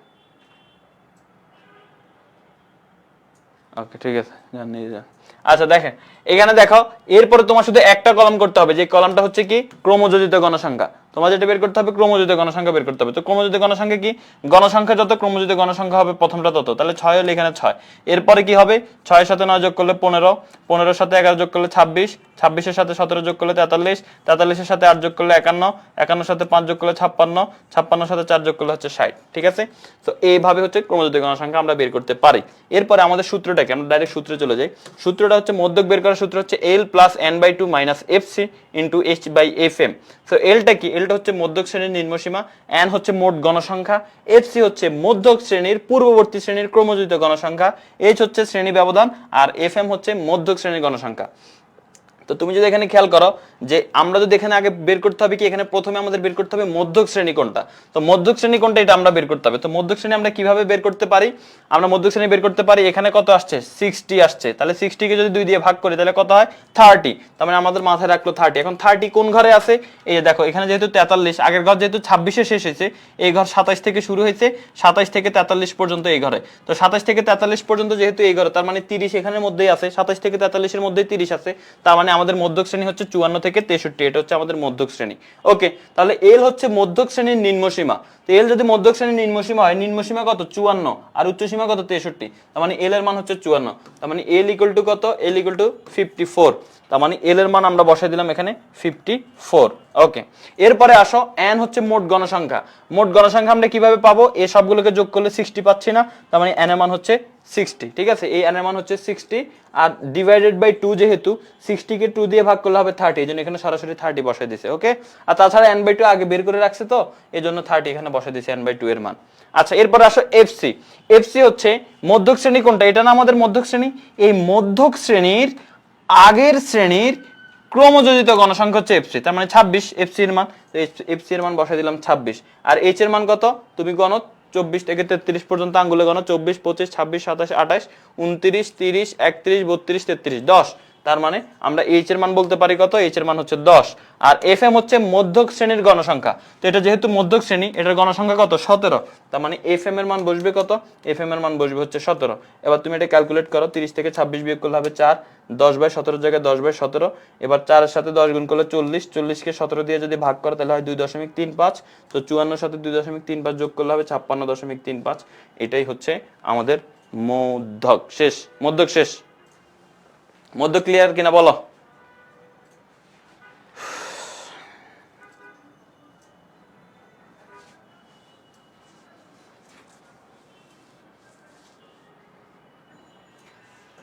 তাহলে আপনি যাওয়ার আগে ডেঞ্জার, হ্যাঁ একদম মারাত্মক এইচডব্লিউ দিয়ে যাও আজকে।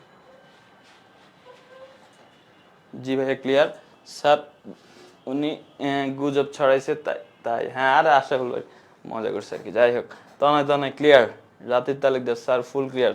ওকে, থ্যাংক ইউ স্যার। আমার ফেভারিট সং হচ্ছে সুমন স্যারের লা লা লা। তাহলে আমি কি নতুন একটা গান শুরু করবো, লি লি লি, বলো তো স্যার? দয়া করে ক্লাসের গ্যাপ দিয়ে না, গ্যাপ দেওয়া হয় তারপর কোনো আপডেট ছাড়ে, যখন তখন ক্লাস স্টার্ট হয়ে যায়, আবার একসাথে 2টা ক্লাস স্টার্ট হয়। আচ্ছা, তোমাদের কি ক্লাসের রুটিন দেয় নাই, মানে হচ্ছে আগের দিন কি রুটিন দিয়ে দেয় নাই কি ক্লাস হবে?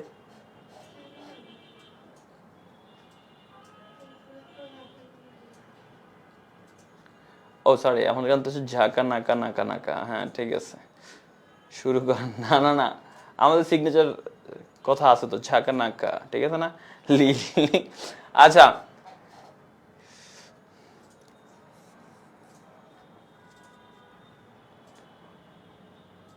হ্যাঁ গুজবে কান দিতে নাই, গুড।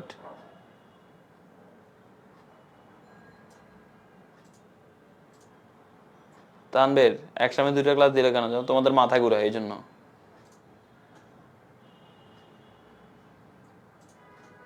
আরে সবাই কি লি লি লি শুরু করছো? স্যার আপনার কণ্ঠে অনেক সুন্দর একটা গান শোনান। আমার কণ্ঠে অনেক সুন্দর গান শোনানো যায় না তো, কারণ আমার কণ্ঠটা অনেক বেশি সুন্দর, সব যে গান গাই সেটাই সুন্দর হয়ে যায়। এখন তো তুমি বলো নাই যে ভাইয়া আপনার সুন্দর কণ্ঠে একটা গান শোনান, তুমি বলছো যে ভাইয়া আপনার কণ্ঠে সুন্দর গান শোনান, এই জন্য আর শোনালাম না। যদি কেউ বলতা যে আপনার সুন্দর কণ্ঠে গান শোনান তাহলে শোনাইতাম। লি লি লি যা।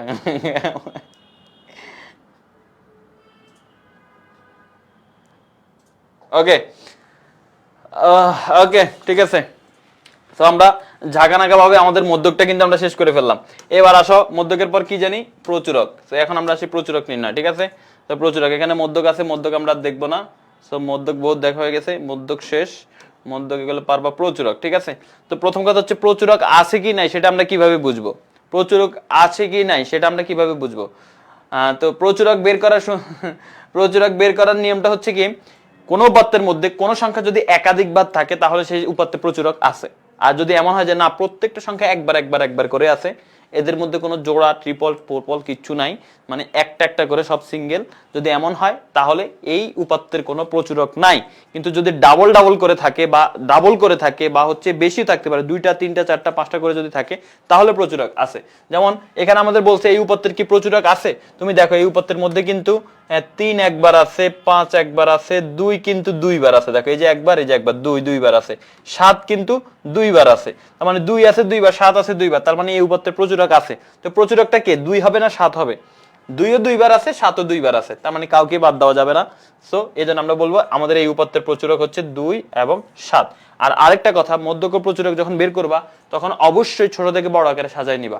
এই যে দেখো এখানে ছোট থেকে বড় আকারে সাজায় নিচ্ছে, নেওয়ার পর এখন খুব সহজে এই যে 2 আছে 2বার, 7 আছে 2বার, তার মানে এই উপাত্তের প্রচুরক কি, 2 এবং 7। যদি এমন হইতো 2 আছে 2বার কিন্তু 7 আছে 3বার, তো 7 যদি বেশি, যেটা বেশিবার থাকবে সেটা হবে অ্যান্সার।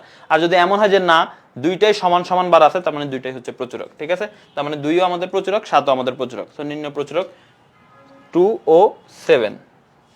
তো আশা করি বুঝতে পারছো। এখন আমরা এটার প্রচুরক নির্ণয় করি। তো প্রচুরক নির্ণয় করার সূত্রের ক্ষেত্রে যদি আমরা খেয়াল করি, প্রচুরক বের করতে গেলে প্রথমে আমাদের যেটা করতে হবে সেটা হচ্ছে, প্রচুরক বের করার সূত্রটা কি? প্রচুরক বের করার সূত্র হচ্ছে L plus F1 divided by F1 plus F2 into H, ঠিক আছে? তো প্রচুরক বের করার সূত্র কি? L plus F1 divided by F1 plus F2 into H। তো এলটা কি? প্রচুরক শ্রেণীর নিম্নসীমা। তো তুমি প্রচুরক শ্রেণীটা কিভাবে বের করবা? প্রচুরক শ্রেণী বের করার নিয়মটা হচ্ছে, যেই শ্রেণীতে গণসংখ্যা বেশি সেগুলো হচ্ছে প্রচুরক শ্রেণী। তো গণসংখ্যা বেশি হচ্ছে এখানে, তো এটা হচ্ছে এই শ্রেণীটা হচ্ছে আমাদের প্রচুরক শ্রেণী। তো প্রচুরক শ্রেণীর নিম্নসীমা কত? এর নিম্নসীমা হচ্ছে 51 আর উচ্চসীমা 60। উচ্চসীমা থাক মুড়ি খাক, আমাদের দরকার হচ্ছে নিম্নসীমা। তো নিম্নসীমা যেহেতু 51, তার মানে এল এর মান বসবে 51, ওকে? এই যে এল এর মান 51। আর F1 কি? F1 হচ্ছে এই প্রচুরক শ্রেণীর গণসংখ্যা বিয়োগ তার আগের শ্রেণীর গণসংখ্যা। তো 15 থেকে 10 বিয়োগ করলে হবে 5, তার মানে F1 এর মান 5। এই যে দেখো F1 এর মান 5 বসাইছি, নিচেও একটা F1 আছে, F1 এর মান 5 বসাইছি। F2 কত? F2 হচ্ছে প্রচুরক শ্রেণীর গণসংখ্যা বিয়োগ তার পরবর্তী শ্রেণীর গণসংখ্যা। তো পরবর্তী শ্রেণীর গণসংখ্যা আছে 9, তার মানে 15 থেকে যদি আমরা 9 কে বিয়োগ করি তাহলে কত হবে? 15 থেকে 9 কে বিয়োগ করলে হবে 6, তার মানে F2 এর মান হচ্ছে 6। যে F2 এর মান 6 বসাই দিয়েছি। আর H এর মান গুণে দেখো 21 থেকে 30 পর্যন্ত আঙ্গুলে গুণে দেখো 10 হয়, তার মানে H এর মান হচ্ছে আমাদের 10। এবার এটা ক্যালকুলেট করো, 5 কে 10 এর সাথে গুণ করলে 50, 5 আর 6 যোগ করলে হয় 11, 50 কে 11 দিয়ে ভাগ করলে হয় 4.55, 51 এর সাথে 4.55 যদি যোগ করো তাহলে 55.55। ওয়াও, আমাদের কিন্তু প্রচুরক করা শেষ, ঠিক আছে? তো গড়, মধ্যক, প্রচুরক, গণসংখ্যা, নিবেশন সারণী, ক নাম্বারের প্রশ্ন এগুলো কিন্তু শেষ। এখন বাকি আছে কি বলতো? এখন বাকি আছে হচ্ছে আমাদের গ্রাফ। আমরা গ্রাফ দেখে আজকের ক্লাসটা শেষ করব ইনশাআল্লাহ।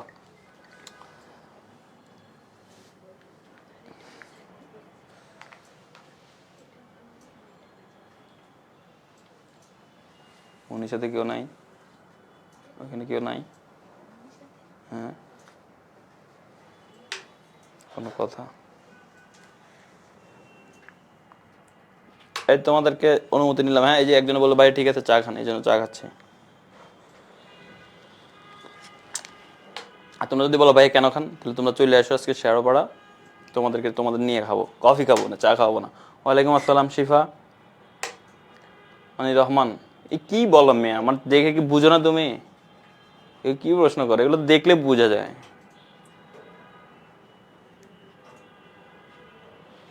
লাইফে তো একটা গ্রাফ একবার উপরে, আরে লাইফের গ্রাফ হবে সবসময় ক্রমযোজিত গণসংখ্যার মতো, অর্থাৎ অজীব রেখার মতো, শুধু উপরে উঠবে, নামবে না নিচে। স্যার আপনি যাবেন নাকি? ঠিক আছে, দেখা যাবে, সেখানে দেখতে পারবো যাচ্ছি কি যাচ্ছি না।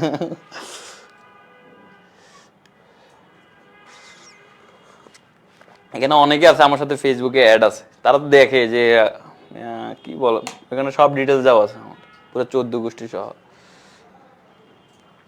Sir very easy chapter, sir very very easy chapter. আমি কেমনে ইজি চ্যাপ্টার হই? অবশ্য আমি অনেক ইজি মানুষ, ঠিক আছে?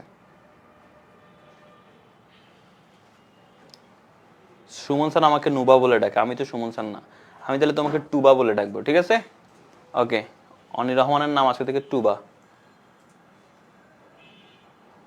স্যার মিরপুরে আছি, এখন কিভাবে যাব আপনাদের ওখানে? মেট্রো রেল, ও আজকে শুক্রবার, শুক্রবার মেট্রো রেল চলে না। তো তুমি হ্যাঁ একটা বাসে করে চলে আসবে, ঠিক আছে? মেট্রোতে চলে আসবে। তো আপনিও আর কয়জন বাকি ছিল?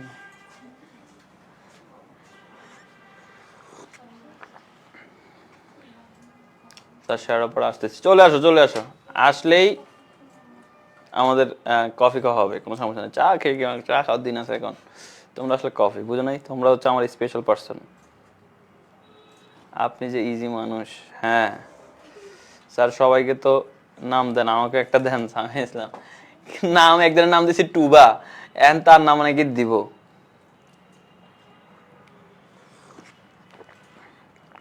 অনির রহমান একদম চুপ হয়ে গেছে, কি টুবা সাহেব আপনি কথাবার্তা বলেন না কেন? স্যার আমার নামই নুবা।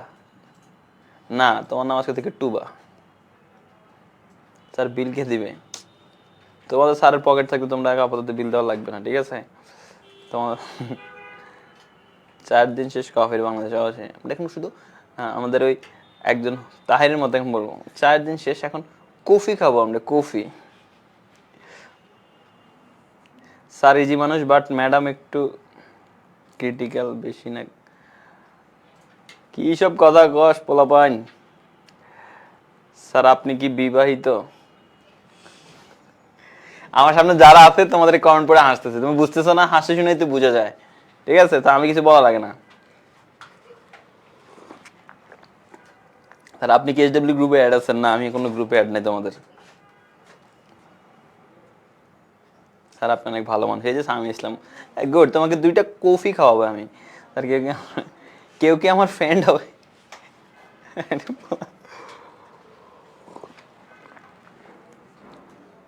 আরে আমার নাম জানো না? আরে কারে পড়াইতেছে আমার নামে জানো না এখনো?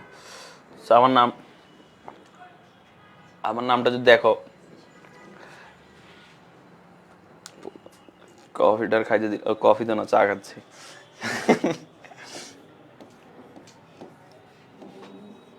অনেকে আমার নাম এটার পরে ইউ একসাথে লাগাই দাও কেন? এই যে ইউটা পরে স্পেস হবে, ঠিক আছে? এইভাবে সেটাকে কি বলা হয়? এটাকে থাক বলবো না, পরে বলবো স্যার স্যারের নাম পড়ানো শিখাইতেছে। তো এইভাবে হচ্ছে পড়তে হয়।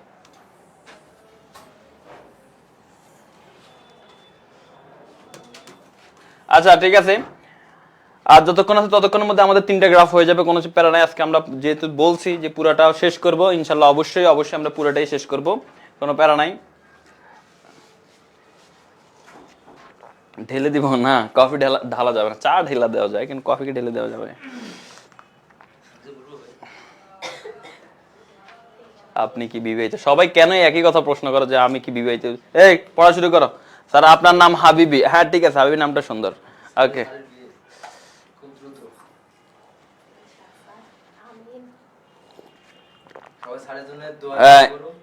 আমরা ম্যাথ করতেছি, হ্যাঁ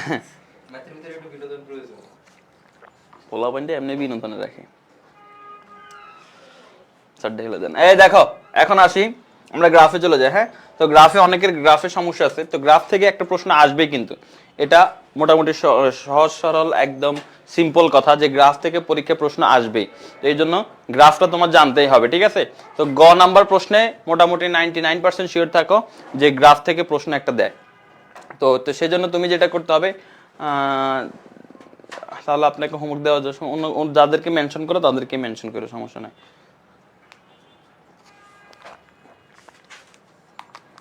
শেষ শেষ ওকে।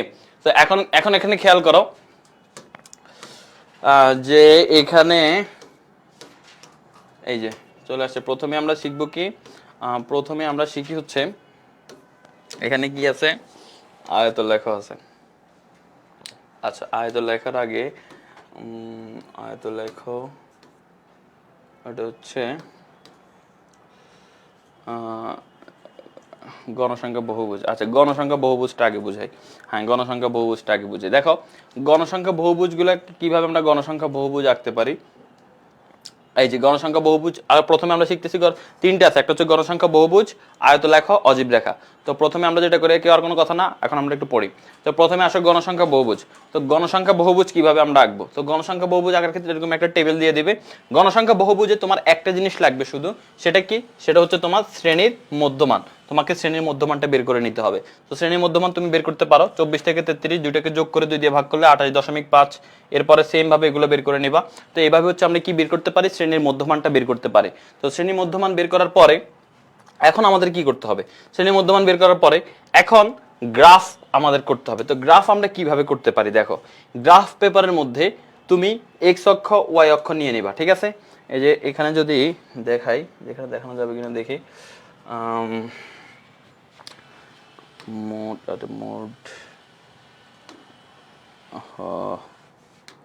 ওকে ওকে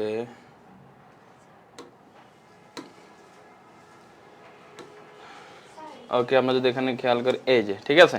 তো গ্রাফ বোঝা যায় কিনা সন্দেহ আছে, সাদা সাদা আর সাদা হয়ে গেছে সব, না বুঝতে পারতেছ না?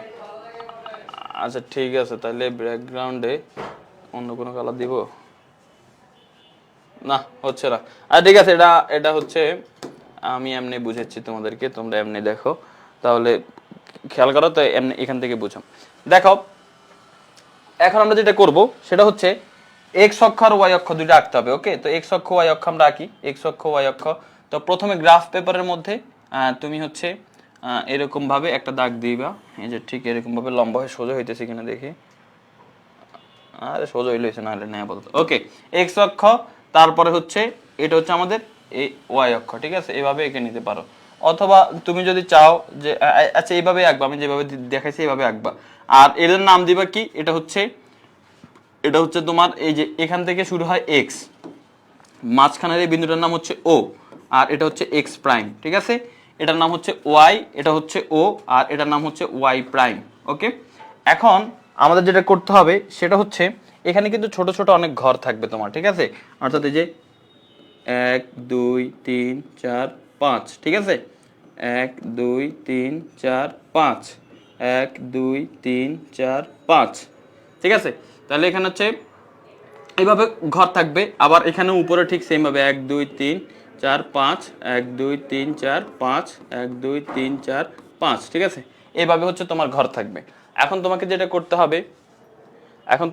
করতে হবে সেটা কি, এটা করার নিয়মটা কিভাবে আমরা করতে পারি দেখো। এখানে যদি খেয়াল করো যে এখানে আমাদের বলছে যে আমরা কি বের করে নিছি, এই যে এই এক্স অক্ষের ক্ষেত্রে আমি কিন্তু থিওরিটি একটু পরে বলবো, আগে আমরা চিত্র এঁকে নিই, ঠিক আছে? চিত্র আঁকাটা আগে মেইন। তো চিত্র আঁকার ক্ষেত্রে এটা যেহেতু এক্স অক্ষ, এই যে এই সোয়ানো যেটা থাকে মানে আনুভূমিক ভাবে সেটা হচ্ছে এক্স অক্ষ। তো এক্স অক্ষে আমি কাদেরকে বসাবো? এক্স অক্ষে বসাবো আমার এই মধ্যবিন্দুগুলোকে বসাবো, ঠিক আছে? তো মধ্যবিন্দু আমাদের কত? 47। আমাদের এখানে মধ্যবিন্দু কত আসছে এই জায়গার মধ্যে, এই যে মধ্যবিন্দু আমার কত? 28, 28.5, 38.5 এভাবে আছে। তো তুমি এখানে লেখা শুরু করবা যে 28.5, 38.5, কিন্তু তুমি একটু গ্যাপ রাখবা, ঠিক আছে? গ্যাপ রেখে মনে করো তুমি এখান থেকে শুরু করলা যে 28.5, এখানে যদি লিখতা যে 28.5, এরপর এখানে লিখবা যে মনে করো যে 38.5। তো 28.5 আর 38.5 এর মধ্যে পার্থক্য কত? 10 না? তো তুমি এখানে 10 ঘর করে নাও, 10 ঘর করে পার্থক্য নিয়ে এই যে 28.5, তারপর এটা হচ্ছে 1 2 3 4 5 6 7 8 9 10, তার মানে এখানে হবে 38.5, তারপরে আবার 10 ঘর পরে এখানে হবে কত? 48.5, 58.5, এভাবে চলতে থাকবে। আমাদের লাস্টটা কত? লাস্টেরটা হচ্ছে আমাদের এই যে কত? 88.5। তো তুমি মনে করো এই জায়গার মধ্যে গিয়ে এই জায়গায় লিখলা তুমি 88.5। ওকে, এখন এটা কি লিখলে? এটা এক্স অক্ষ বরাবর কাকে লিখতে হয়? এক্স অক্ষ বরাবর লিখতে হয় এক্স অক্ষ বরাবর লিখতে হয় তোমার হচ্ছে মধ্যবিন্দুটাকে। এখানে কি লিখতে হয়? এখানে লিখতে হয় মধ্যবিন্দু, এখানে লিখতে হয় তোমার মধ্যবিন্দুগুলোকে। আচ্ছা, তাহলে আর ওয়াই অক্ষে কি লিখতে হয়? ওয়াই অক্ষের মধ্যে লিখতে হয় গণসংখ্যাকে, ওয়াই অক্ষে লিখতে হয় গণসংখ্যা। তো গণসংখ্যাগুলোকে আমরা ওয়াই অক্ষে লিখবো। তো গণসংখ্যা আমাদের কত থেকে শুরু তুমি যদি খেয়াল করো, গণসংখ্যা আমাদের এখানে যদি খেয়াল করো যে সর্বোচ্চ গণসংখ্যা আছে 17 পর্যন্ত। তো তুমি এখানে 20 পর্যন্ত এঁকে নাও, তার মানে এটা হচ্ছে 5 10 15 20, এভাবে এঁকে নিলাম। এবার তুমি কি করবে দেখো, এবার তুমি দেখো তোমার মধ্যমান যখন 28.5, গণসংখ্যা তখন 6, তার মানে মধ্যমান আমার যখন 28.5, এই মধ্যমানটা যখন 28.5, গণসংখ্যা তখন আমার কত? 6। তুমি 6তে একটা বিন্দু দাও, এরপরে আছে মধ্যমান যখন 38.5 গণসংখ্যা তখন 9, তো মধ্যমান যখন 38.5 গণসংখ্যা তখন এই যে তুমি এই 9 বরাবর এসে এখানে একটা এই যে 38.5 বরাবর আর এই দিক থেকে 9 বরাবর তুমি এখানে একটা বিন্দু দিবা। এরপরে আবার দেখো লাস্ট আরেকটা দেখাচ্ছি যে গণসংখ্যা মধ্যমান যখন 48.5 গণসংখ্যা তখন 11, তো মধ্যমান আমাদের যখন 48.5 গণসংখ্যা তখন 11, এই যে এই জায়গায় হচ্ছে 11, দেখো এই 10 থেকে এই 11 এই জায়গায় বিন্দুটা হবে 48.5 বরাবর হইলো আর এই দিক থেকে 11 বরাবরও কিন্তু আমাদের হলো। মানে ক্লাস শেষ। আচ্ছা, তো আর একসাথে দুইটা চলতেছে, সবাই তো এখানে বকাঝকা শুরু করে দিছে। আচ্ছা ঠিক আছে, এই যে তোমাদের আইসিটি কিন্তু শেষ, এবার তোমরা ম্যাথ ক্লাস করো মনোযোগ দিয়ে। ওকে, তো এখন খেয়াল করো যে এখানে 48.5 এই জায়গার মধ্যে হচ্ছে আমাদের মানটা বসলো, আর এরপরে সেম ভাবে তুমি এই শেষ পর্যন্ত 88.5 বরাবর কত বসাবা? 88.5 বরাবর এই যেখানে যখন 88.5 তখন কিন্তু তুমি বসাবো হচ্ছে গণসংখ্যা 4 বসাবা, এই তো 88.5 হলে গণসংখ্যা বসাইতে হয় কত? 4। তো এখানে যদি খেয়াল করো যে আমাদের এই 88.5 বরাবর আমরা এই গণসংখ্যা 4 কে আমরা বসাই দিলাম, ঠিক আছে? তো এইভাবে হচ্ছে আমাদের এটা করতে হবে। এখন কথা হচ্ছে যে এরপরে কি করব ভাই, এখানে মিলাবো কিভাবে, কিভাবে আমরা শুরু করব, কোথায় গিয়ে শেষ করব? তো তুমি যদি এখানে খেয়াল করো যে এটা আমাদের করতে হবে এইভাবে যে এখানে যে বিন্দুগুলো আসবে এই বিন্দুগুলো তুমি মিলাই ফেলবা, একদম নিচের সাথে লাগানোর দরকার নাই, তুমি আপাতত এই বিন্দুগুলোকে মিলাই ফেলো, ঠিক আছে?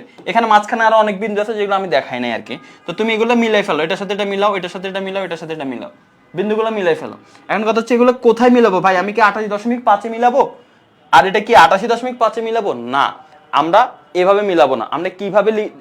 আমরা কিভাবে এটা মিলাবো, আমরা মিলানোর নিয়মটা হচ্ছে তুমি একটু বলো তো, এটা 48.5, এর আগেরটা 38.5, এর আগেরটা 28.5, এর আগে যদি কোনো শ্রেণী থাকতো তাহলে সেটা কত হইতো?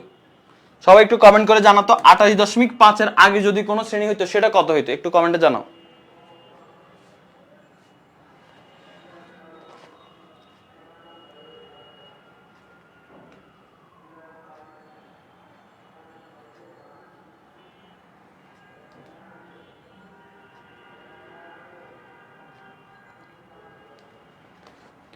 আঠারো দশমিক পাঁচ।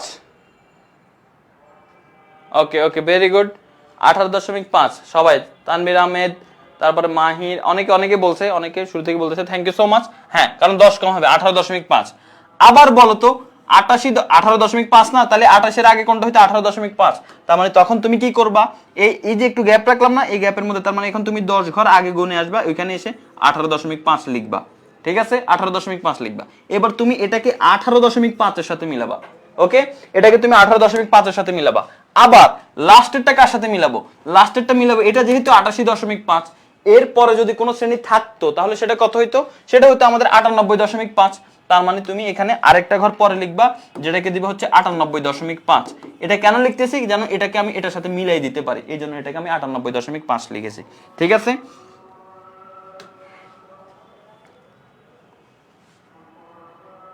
আচ্ছা, আজান দিচ্ছে, আমরা 2 মিনিটের একটা ব্রেক নিলাম, হ্যাঁ?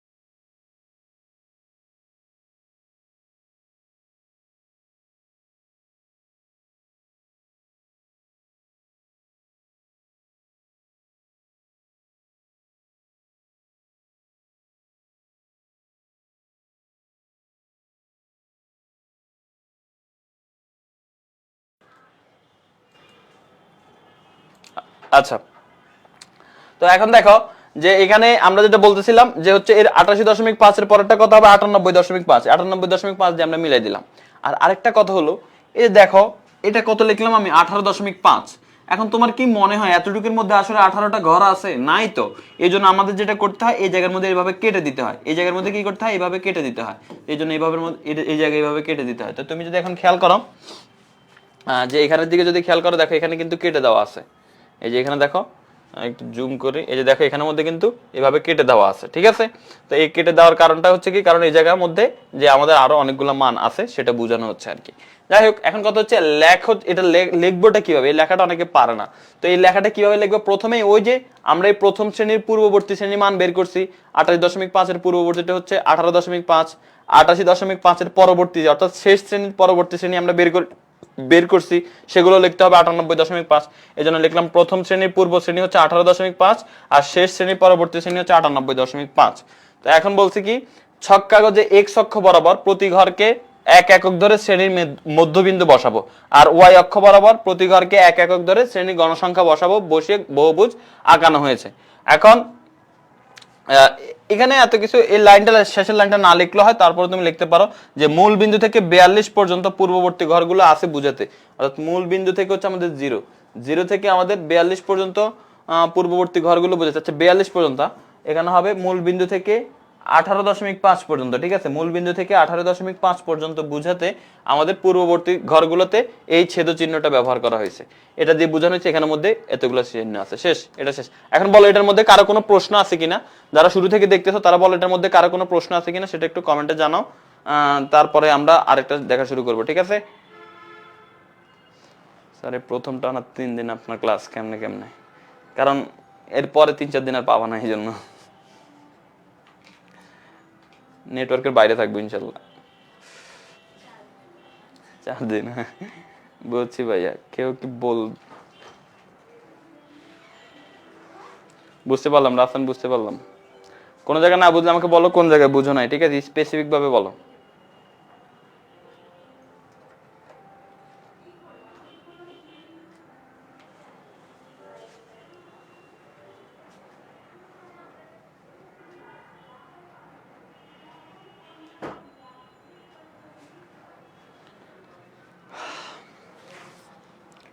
এটা আবার সরি বলতেছে কেন, কি করছে ওটা দেখি তো, কি কমেন্ট নিজে নিজে করে আবার নিজে নিজে সরি করতেছে। থাক এটা বহুত উপরে চলে গেছে, খুঁজে পাবেন না মনে হয়।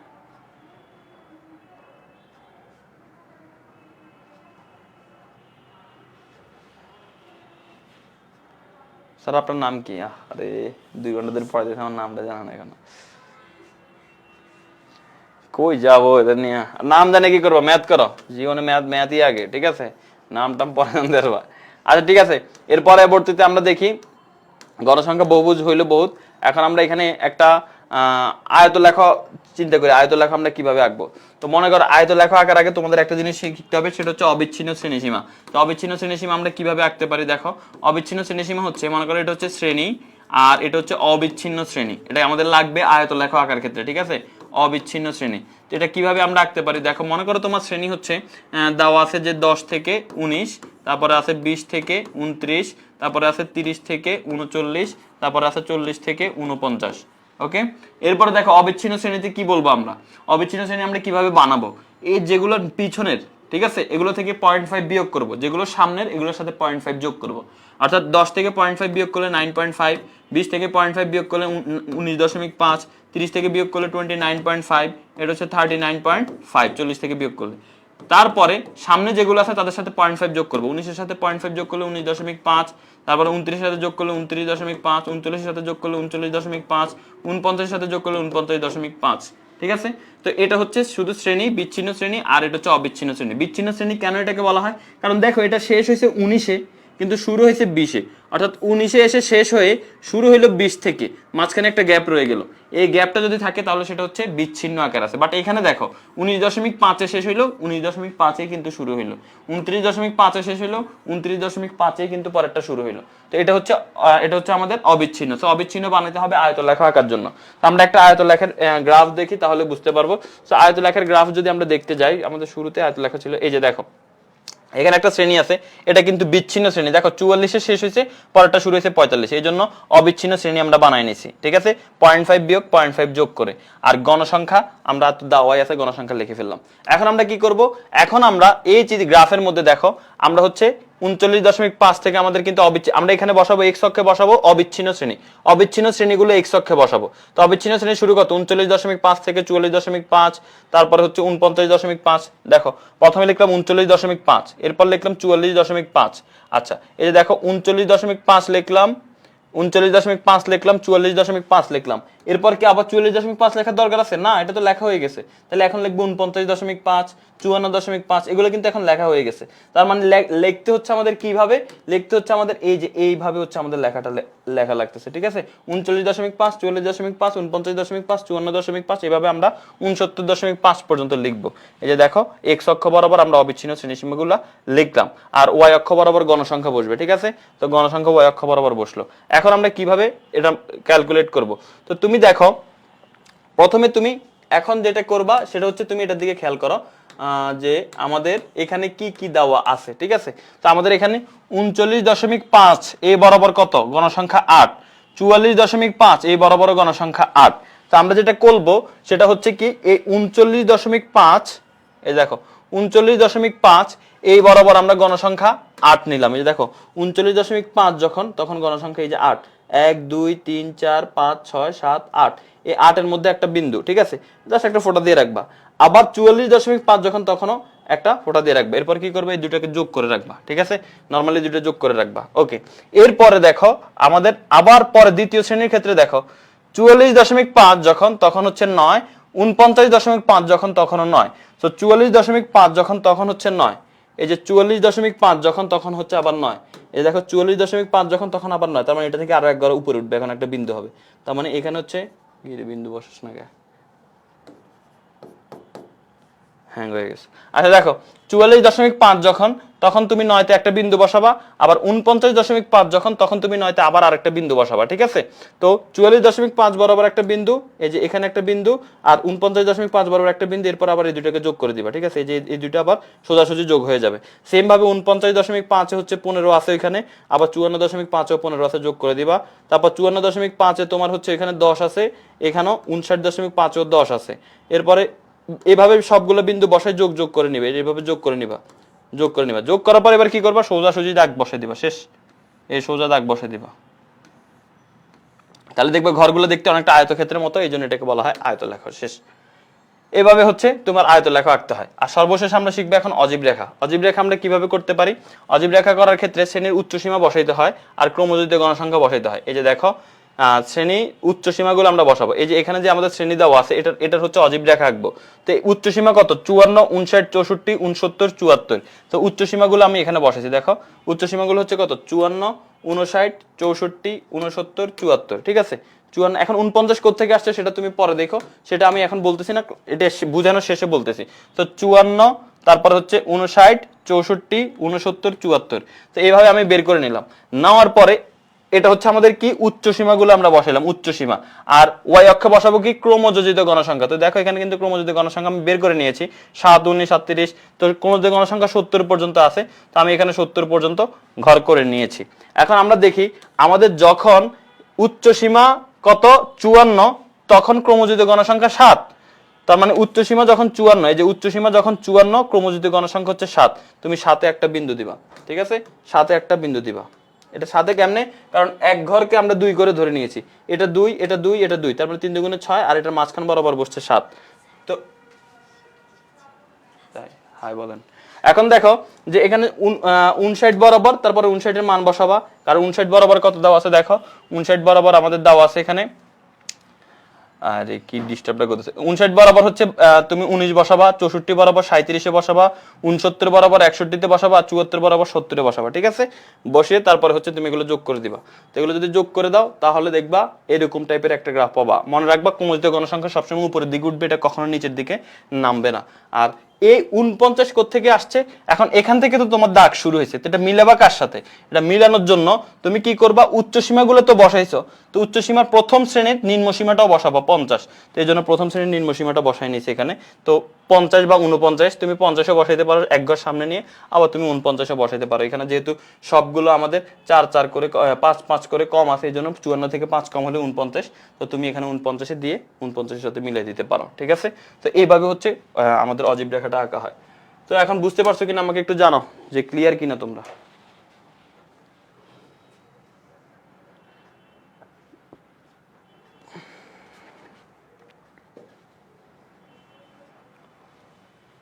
এটা ক্লিয়ার কিনা বলো। ক্লিয়ার? স্যার বাংলা ক্লাসও শুরু হয়ে গেছে। ভালো, তো বাংলা ক্লাস করো।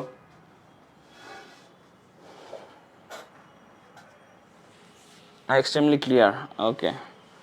বাংলা ক্লাস করার জন্য পোলাপাইন সব চলে যাইতেছ না? পোলাপাইন ম্যাথ ছাড়া বাংলা ক্লাস করতেছে, আগে করো করো।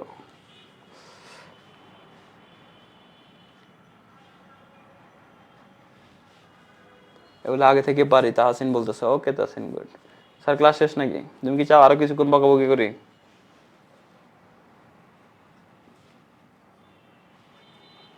আমি ম্যাথ ক্লাস করবো, ম্যাথ ক্লাস তো শেষ পর্যায়ে। শিফা শুধু বাংলা না, ব্যাপার কি? না স্যার যায়নি। ওকে ওকে স্যার, আজকে আমি মেরালিসা ওরাসে যাব। এটা কি আবার?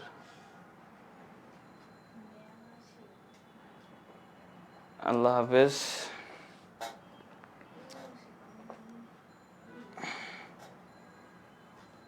ইয়েস আমি চাই, গলা তো থাকতে হবে, চাইলে তো হবে না। ওকে SW, ঠিক আছে? SW কি করবা?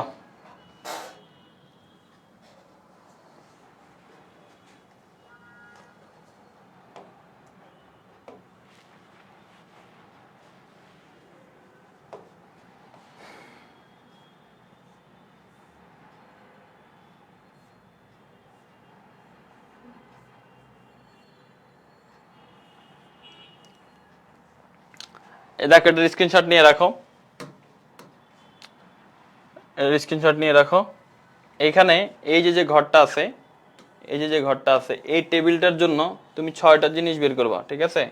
6টা জিনিস কি কি? গড়, মধ্যক সূত্র দিয়ে, ঠিক আছে? মধ্যক টেবিল করে করে যেগুলো, প্রচুরক। তারপরে হচ্ছে গণসংখ্যা বহুভুজ, তারপরে হচ্ছে আয়তলেখ আর অজীব রেখা। এই 6টা জিনিস করবা। গড়, মধ্যক, প্রচুরক, গণসংখ্যা, আয়তলেখা, অজীব রেখা, ঠিক আছে? এই 6টা জিনিস করে নেবা।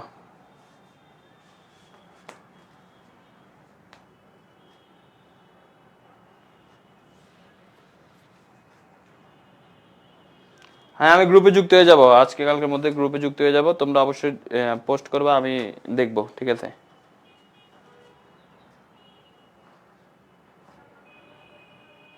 ওকে, তো তোমরা ভালো থাকো, সুস্থ থাকো। তোমাদের সাথে আবার আরেকদিন ক্লাসে দেখা হবে। এই অধ্যায়ের MCQ নিয়ে চলে আসবো, হয়তো বা আগামীকালকেও আসতে পারি, তো সেটা দেখা যাবে। তো সেই পর্যন্ত তোমরা ভালো থাকো, সুস্থ থাকো, আর বেশি বেশি ম্যাথ করো। এগুলো হচ্ছে, যেহেতু এই অধ্যায় পড়াইছি, এই অধ্যায় এখন ভালো করে ডিভিশন দিয়ে ফেলো। যদি কোনো সমস্যা থাকে MCQ ক্লাসে আমাকে বললে ইনশাল্লাহ সমাধান করে দেওয়ার চেষ্টা করবো, ঠিক আছে?